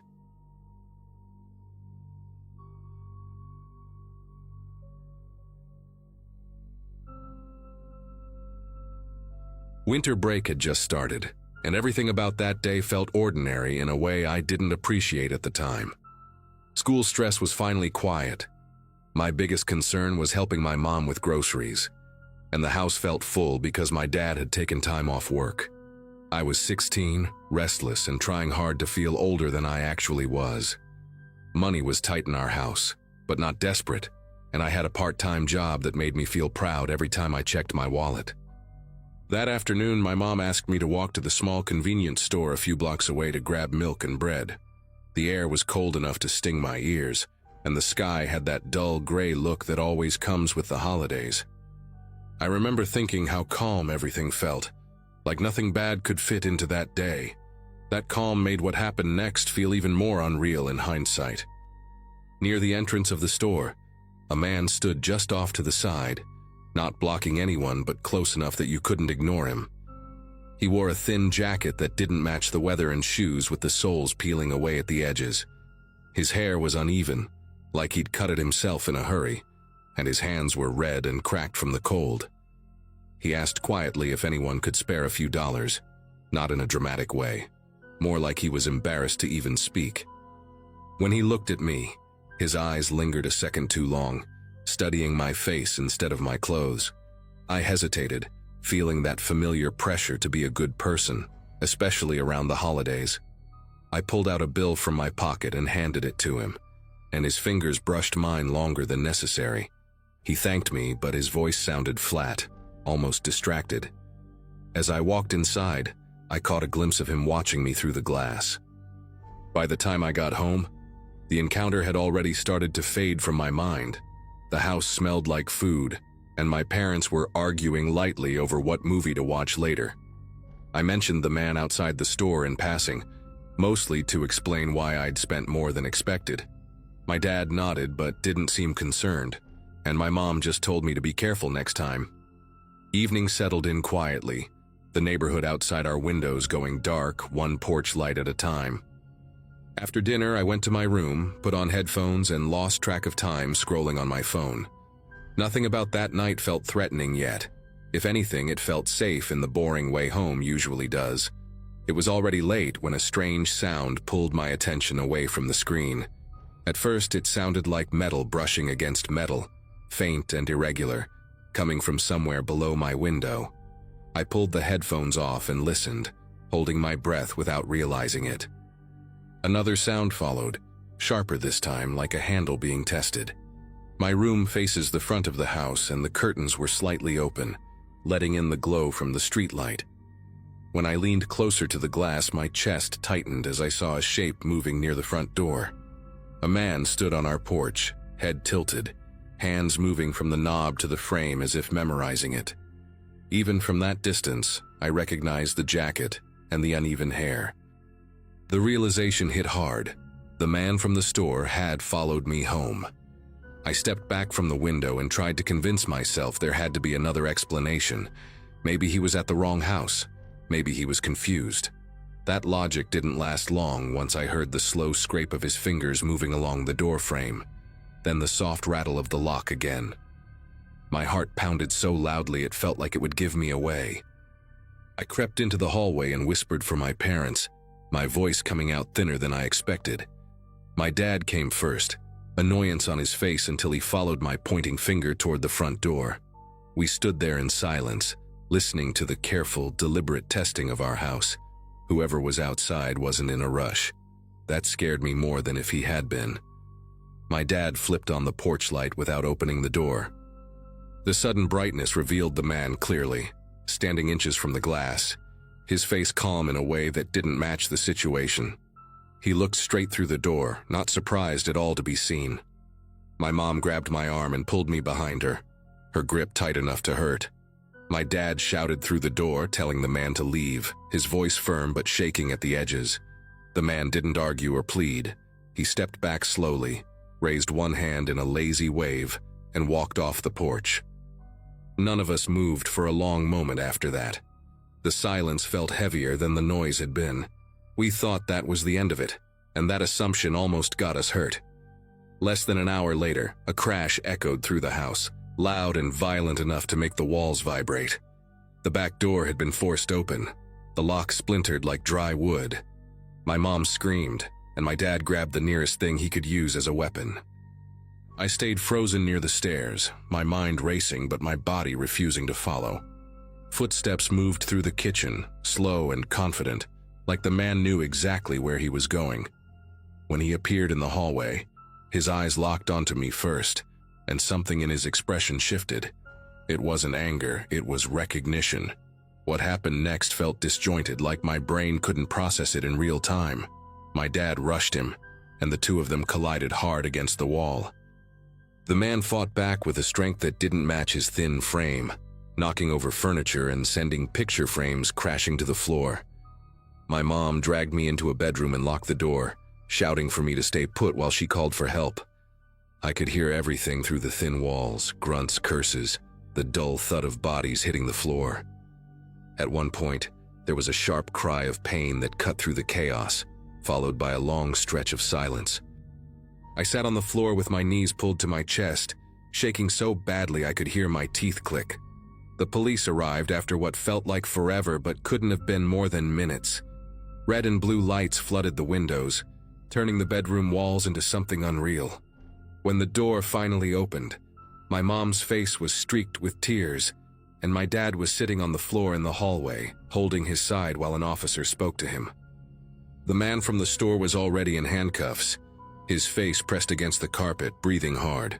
There was blood on the floor that didn't belong to him. Paramedics came in next, asking questions too fast, lifting my dad onto a stretcher while he kept telling them he was fine. I remember staring at the broken back door, the wood torn apart like it had never mattered. That night ended at the hospital, the smell of disinfectant clinging to everything. My dad had a deep cut and bruised ribs, nothing life-ending but enough to change how he moved for months. The police asked me to repeat the same story again and again, about the store, the money, the way the man looked at me. Saying it out loud made the guilt heavier. I kept thinking that if I hadn't stopped, if I hadn't tried to help, none of this would have happened. My parents never blamed me, but I could see it in their faces that something had shifted. The world felt less predictable to all of us after that night. The man was charged and eventually disappeared into the system, but the damage stayed behind with us. We replaced the doors, installed alarms, and kept lights on at night even when it made the electric bill worse. My dad stopped sitting with his back to windows. My mom started locking the car the second she got inside. As for me, I stopped walking alone, stopped trusting that quick decisions didn't have consequences. The holidays lost their softness after that, replaced by a constant edge I still can't fully explain. Kindness stopped feeling simple. I'm sharing this here because I still think about that moment outside the store, how small it felt at the time. One bill, one choice, an ordinary afternoon that cracked something open in our lives. I don't regret wanting to help, but I do understand now that not every situation is what it seems. Some people don't want money, they want access. That night taught me something I never wanted to learn, and even years later it follows me. If you take anything from this, let it be this. Pay attention to who's watching when you try to be kind.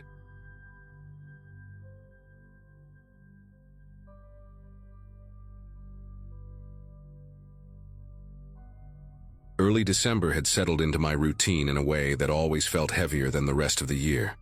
Life at that point revolved around quiet days, working remotely, and long walks meant to keep my head clear during the darkest stretch of winter. The daylight vanished early, the cold had a sharp edge to it, and most people stayed indoors once afternoon crept toward evening. That solitude never bothered me much. It actually felt comforting back then. Walking my dog had become the one constant that grounded me when everything else felt slow and muted. The trail we used was public, familiar, and usually predictable, even when the temperature chased everyone else away. It ran alongside old, forgotten structures and jagged rock faces that caught the last scraps of fading light. Nothing about that walk felt reckless at the time, just routine and quiet. That afternoon felt colder than usual, the kind of cold that stiffens your fingers even through gloves. The sky had that dull winter color that makes it hard to tell exactly when daylight gives up. My dog, Rook, moved ahead with his nose low, pulling slightly as he always did when something interesting crossed his path. The trail was nearly empty, which wasn't surprising given the season and the time. Wind scraped softly against the rock walls, carrying faint echoes that made it hard to place distant sounds. I remember noticing how silent the abandoned buildings looked, their windows dark and lifeless. Even so, nothing suggested danger, just isolation. The kind of isolation that feels harmless until it suddenly isn't. Things shifted near a bend where the trail narrowed, and the rocks rose closer on one side. Rook stopped short, hackles lifting in a way I had never seen before. A low sound came from his chest, deep and sharp, completely out of character for him. He stared toward a hidden pocket off the path, a shadowed area partially concealed by broken stone and brush. I tried to calm him, assuming an animal had passed through, but his focus didn't waver. His body leaned forward, muscles tight, as if bracing for something unseen. The air felt different there, heavier, like the cold had thickened. My instincts told me to move on, yet my feet hesitated. Before I could react, movement broke the stillness from that concealed space beside the trail. A figure lunged forward with a speed that didn't match the surroundings, forcing everything into chaos at once. Rook exploded into action, barking and pulling hard enough to nearly tear the leash from my hand. The sound of boots scraping against stone echoed sharply between the cliffs. My heart hammered as I stumbled backward, trying to keep distance while understanding dawned too late. This wasn't an animal or a coincidence, but a person who knew the terrain far too well. The realization hit in fragments as I struggled to keep my footing and my dog between us. Fear took over completely, not as panic, but as a clear, urgent need to survive. Rook planted himself between me and the man, teeth bared, barking in a way I'd never heard before. The leash burned into my palm as I tried to hold him back without pulling him away from what he was clearly trying to protect me from. The man shouted something I couldn't make out, his voice rough and uneven, like he wasn't used to speaking to anyone at all. His clothes were layered and dirty, mismatched for warmth rather than appearance, and his face looked gaunt in the dim light. There was a smell, too, something sour and unwashed that cut through the cold air. He stepped closer, then hesitated when Rook snapped forward. The distance between us felt paper-thin, fragile, like one wrong move would collapse it. Instinct finally pushed me into motion, and I yelled as loudly as my lungs would allow, the sound tearing out of my throat. My voice bounced off the rock walls and echoed down the trail, far louder than I expected. The man flinched, clearly not anticipating noise or resistance. Rook surged again, forcing the man to step back toward the shadows he'd come from. I stumbled sideways, nearly slipping on loose gravel, but kept screaming until my voice cracked. The man cursed under his breath, his eyes darting toward the trail entrance as if measuring escape routes. That moment of hesitation was everything. He retreated a few steps, hands raised defensively, then vanished back into the hidden area like he'd never been there at all. The walk back felt endless, every sound amplified by adrenaline and fear.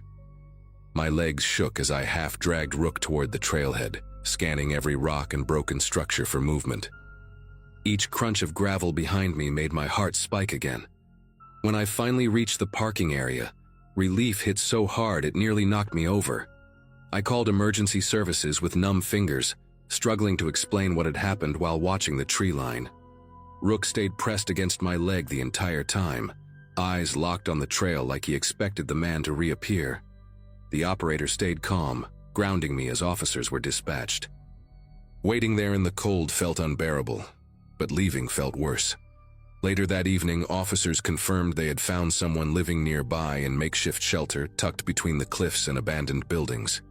They told me he'd been using the winter months to move unnoticed, taking advantage of how empty the trail became. Evidence suggested he'd been watching people and animals for weeks, maybe longer, without anyone realizing. Hearing that made my skin prickle in a way that stayed with me long after the conversation ended.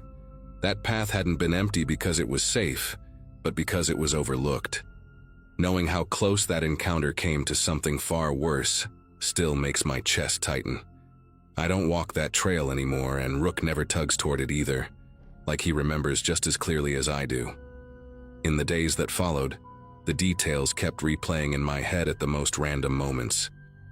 I'd be making coffee or answering emails when the memory of that sudden movement beside the trail would surface without warning.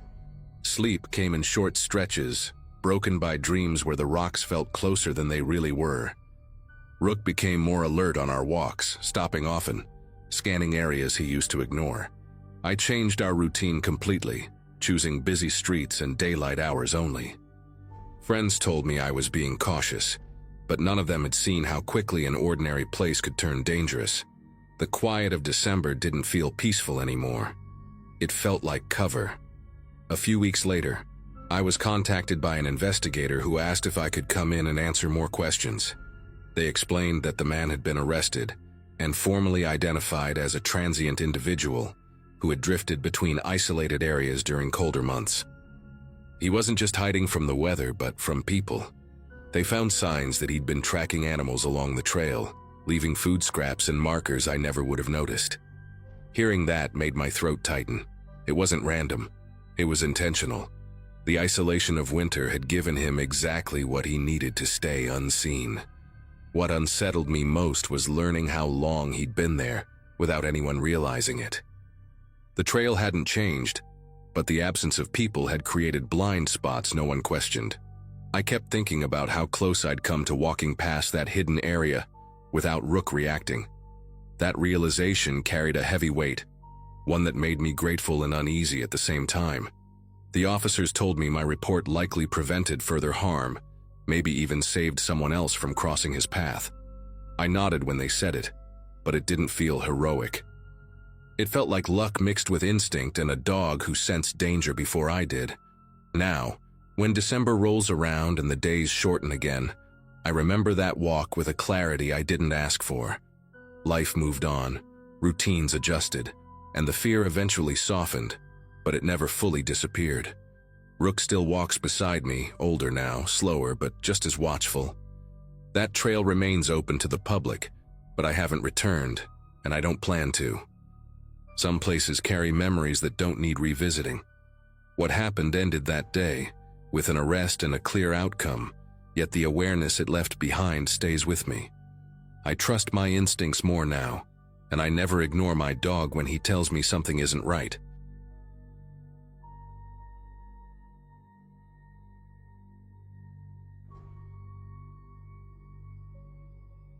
That New Year's Eve still feels unreal to talk about, even now. At the time, life was pretty ordinary for me. Long work days, a small apartment I barely decorated, and a habit of saying yes to plans just so I wouldn't spend another holiday alone. I'd gone to a low-key party thrown by a coworker. Nothing wild. Mostly people standing around plastic tables with cheap champagne. Midnight was getting close, and the mood shifted into that nervous excitement people get when they expect something meaningful to happen just because the calendar is changing. I remember checking my phone over and over, watching the ride prices spike higher and higher. Every bus route nearby had already stopped running, and my last backup canceled on me without warning. I didn't want to stay, but I also didn't want to panic. When a shared ride option popped up, I hesitated for maybe 2 seconds before accepting it. At the time, it felt like the safest choice left. The car pulled up a few minutes later, a dark sedan with fogged windows and a faint smell of old coffee when I opened the door. The driver barely acknowledged me, just nodded once and tapped something on his phone. The interior light flicked on briefly, enough for me to notice how clean the back seat was, almost staged, like nobody ever really sat there. As we pulled away, fireworks started popping somewhere in the distance, muffled and uneven. I buckled in and opened the app, watching the blue line draw itself across familiar streets. The first few blocks matched exactly what I expected, and that relaxed me more than I realized. I texted a friend joking about how I'd probably miss midnight in traffic. The driver kept the radio off, which made the car feel strangely sealed off from the night outside.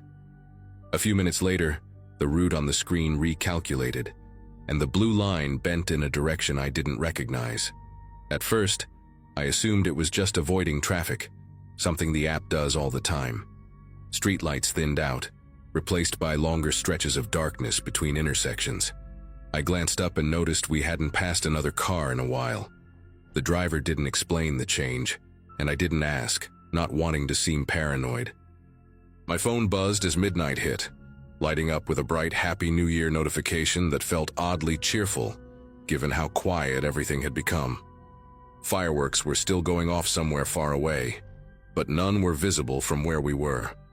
The app showed us moving, but the surroundings didn't match anything I recognized. I remember thinking how strange it was that a night meant for celebration could feel so empty. The road narrowed further until the car slowed near what looked like a closed bridge, barricades pushed to the side like they'd been moved before. The driver stopped without saying a word, engine still running, hazards off. I asked if there was a problem, trying to keep my voice steady, but he didn't answer or even turn around. That was the moment fear really set in, sharp and undeniable. I unlocked my door and stepped out, telling myself I just needed space and a better signal. The cold air hit my face, and the car rolled forward slightly, just enough to make me stumble back. By the time I looked up, the sedan was already pulling away, taillights disappearing into the dark. I stood there alone, staring at my phone as the app refreshed, and then suddenly showed nothing at all. That's where my memory starts to blur, right before everything went silent. The last clear thing I remember is walking toward the edge of the bridge, hoping to get a better signal or spot a nearby building. My phone screen kept dimming and brightening as notifications tried to come through, but nothing loaded properly. The wind off the water below was sharp and constant, carrying a damp smell that made my eyes sting. I tried calling emergency services, then a friend, then anyone, but every call failed immediately. That was when I noticed how quiet it was. No traffic, no voices, not even distant fireworks anymore.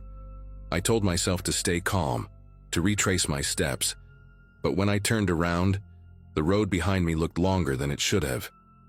The barricades near the bridge cast uneven shadows that shifted when clouds moved across the moon. I felt like I'd stepped into a space the city had forgotten to finish building. Time became difficult to measure after that. My phone battery drained faster than normal, even though I wasn't using it much anymore. I remember sitting on the cold ground near the barricade, pulling my coat tighter and listening to the water below. At some point, I heard footsteps on gravel and stood up too quickly, calling out without thinking. No one answered, and the sound never came back. My phone buzzed once more, showing that same Happy New Year notification again, as if it had just arrived. That didn't make sense, and staring at it made my head feel heavy and unfocused. I set the phone down beside me, thinking I'd pick it up again in a second. The next thing I remember is waking up with daylight in my eyes, and no idea how I'd gotten there. I was lying a short distance from where I'd been sitting, my coat damp and my head pounding. The bridge was still closed, still empty, but the daylight made it look less threatening and more neglected. My phone was gone. Panic hit hard as I searched the area, checking under barricades along the edge, even shouting for help. After a while, a maintenance worker arrived in a pickup truck and stared at me like I was a problem he didn't want to deal with. He asked if I was okay and said someone had found a phone nearby earlier that morning and turned it into the local station. When I got there hours later, they handed me my phone sealed in a bag. The screen still lit up with that same midnight notification, time-stamped exactly at 12 a.m., untouched by anything after. What unsettled me most came later, when I tried to report the ride. There was no record of it, no driver, no route, no payment, nothing. Support insisted I must be mistaken or confusing it with another trip. Even my location history showed a gap during those hours, like I'd simply vanished for part of the night. I stopped using shared rides after that, and I don't stay out late anymore, especially on nights when everyone else is distracted by celebration. Sometimes I still wake up thinking about that quiet road and how easily I accepted a ride just because I didn't want to be inconvenient. I don't know what would have happened if I'd stayed in the car. All I know is that something about that night never added up, and it never fully let me go. For a long time after that, I tried to explain it away with exhaustion, stress, maybe even alcohol, though I barely drank that night. Friends listened politely, but their eyes glazed over once I mentioned the missing ride history and the gap in my location data. A couple of them suggested I must have accepted a different car or walked part of the way and forgotten. I wanted to believe that too, but the physical details didn't line up. The smell of damp metal near the bridge, the way the wind cut through my clothes, the driver's silence. Those memories stayed sharp, not fuzzy like a blackout. Every time I unlocked my phone, I half expected that notification to disappear, but it stayed there until I eventually deleted it myself. Even then, the date stuck in my head like a bruise you keep pressing just to see if it still hurts. A few weeks later, curiosity got the better of me, and I went back during the day. I parked nearby and walked toward the bridge on foot, trying to convince myself it was just another neglected stretch of road. In daylight, it looked smaller than I remembered, almost disappointingly normal. There were fresh tire marks near the barricades, though, and footprints leading toward the edge that didn't look old. I stood there longer than I meant to, watching the water move slowly underneath, feeling that same hollow quiet settle in. No one questioned why the bridge was closed, and no one seemed surprised it stayed that way. It struck me how easy it was for a place like that to exist unnoticed, even inside a city full of people. I left without taking photos, afraid of what I might capture if I tried. What finally pushed me to do something practical was realizing how close I'd come to being another unresolved story. I filed a report, not expecting much, just wanting my account on record somewhere official. The officer was polite but distant, typing as I talked, pausing only when I mentioned the ride disappearing from the system. He told me cases like that were hard to pursue without data, without a driver ID, without anything concrete. Still, he advised me to trust my instincts going forward and avoid shared rides late at night. It wasn't comforting advice, but it was the only thing he could offer. Walking out of that station, I felt both relieved and deeply unsettled, like I'd just acknowledged something no one else could really help me with. Now, whenever New Year's Eve comes around, I stay home. I watch the countdown on TV, muted, and keep my phone face down on the table. The idea of celebration layered over vulnerability doesn't sit right with me anymore. Sometimes I think about that car, how ordinary it looked, how easy it was to step inside without asking more questions. Nothing dramatic happened in the end, no chase, no confrontation, and somehow that makes it worse. Whatever that night was, it ended without explanation, without closure, like it simply decided to let me go. I don't understand it, and maybe I never will, but I know one thing for sure. I won't ever ignore that quiet warning feeling again, no matter how inconvenient it might be.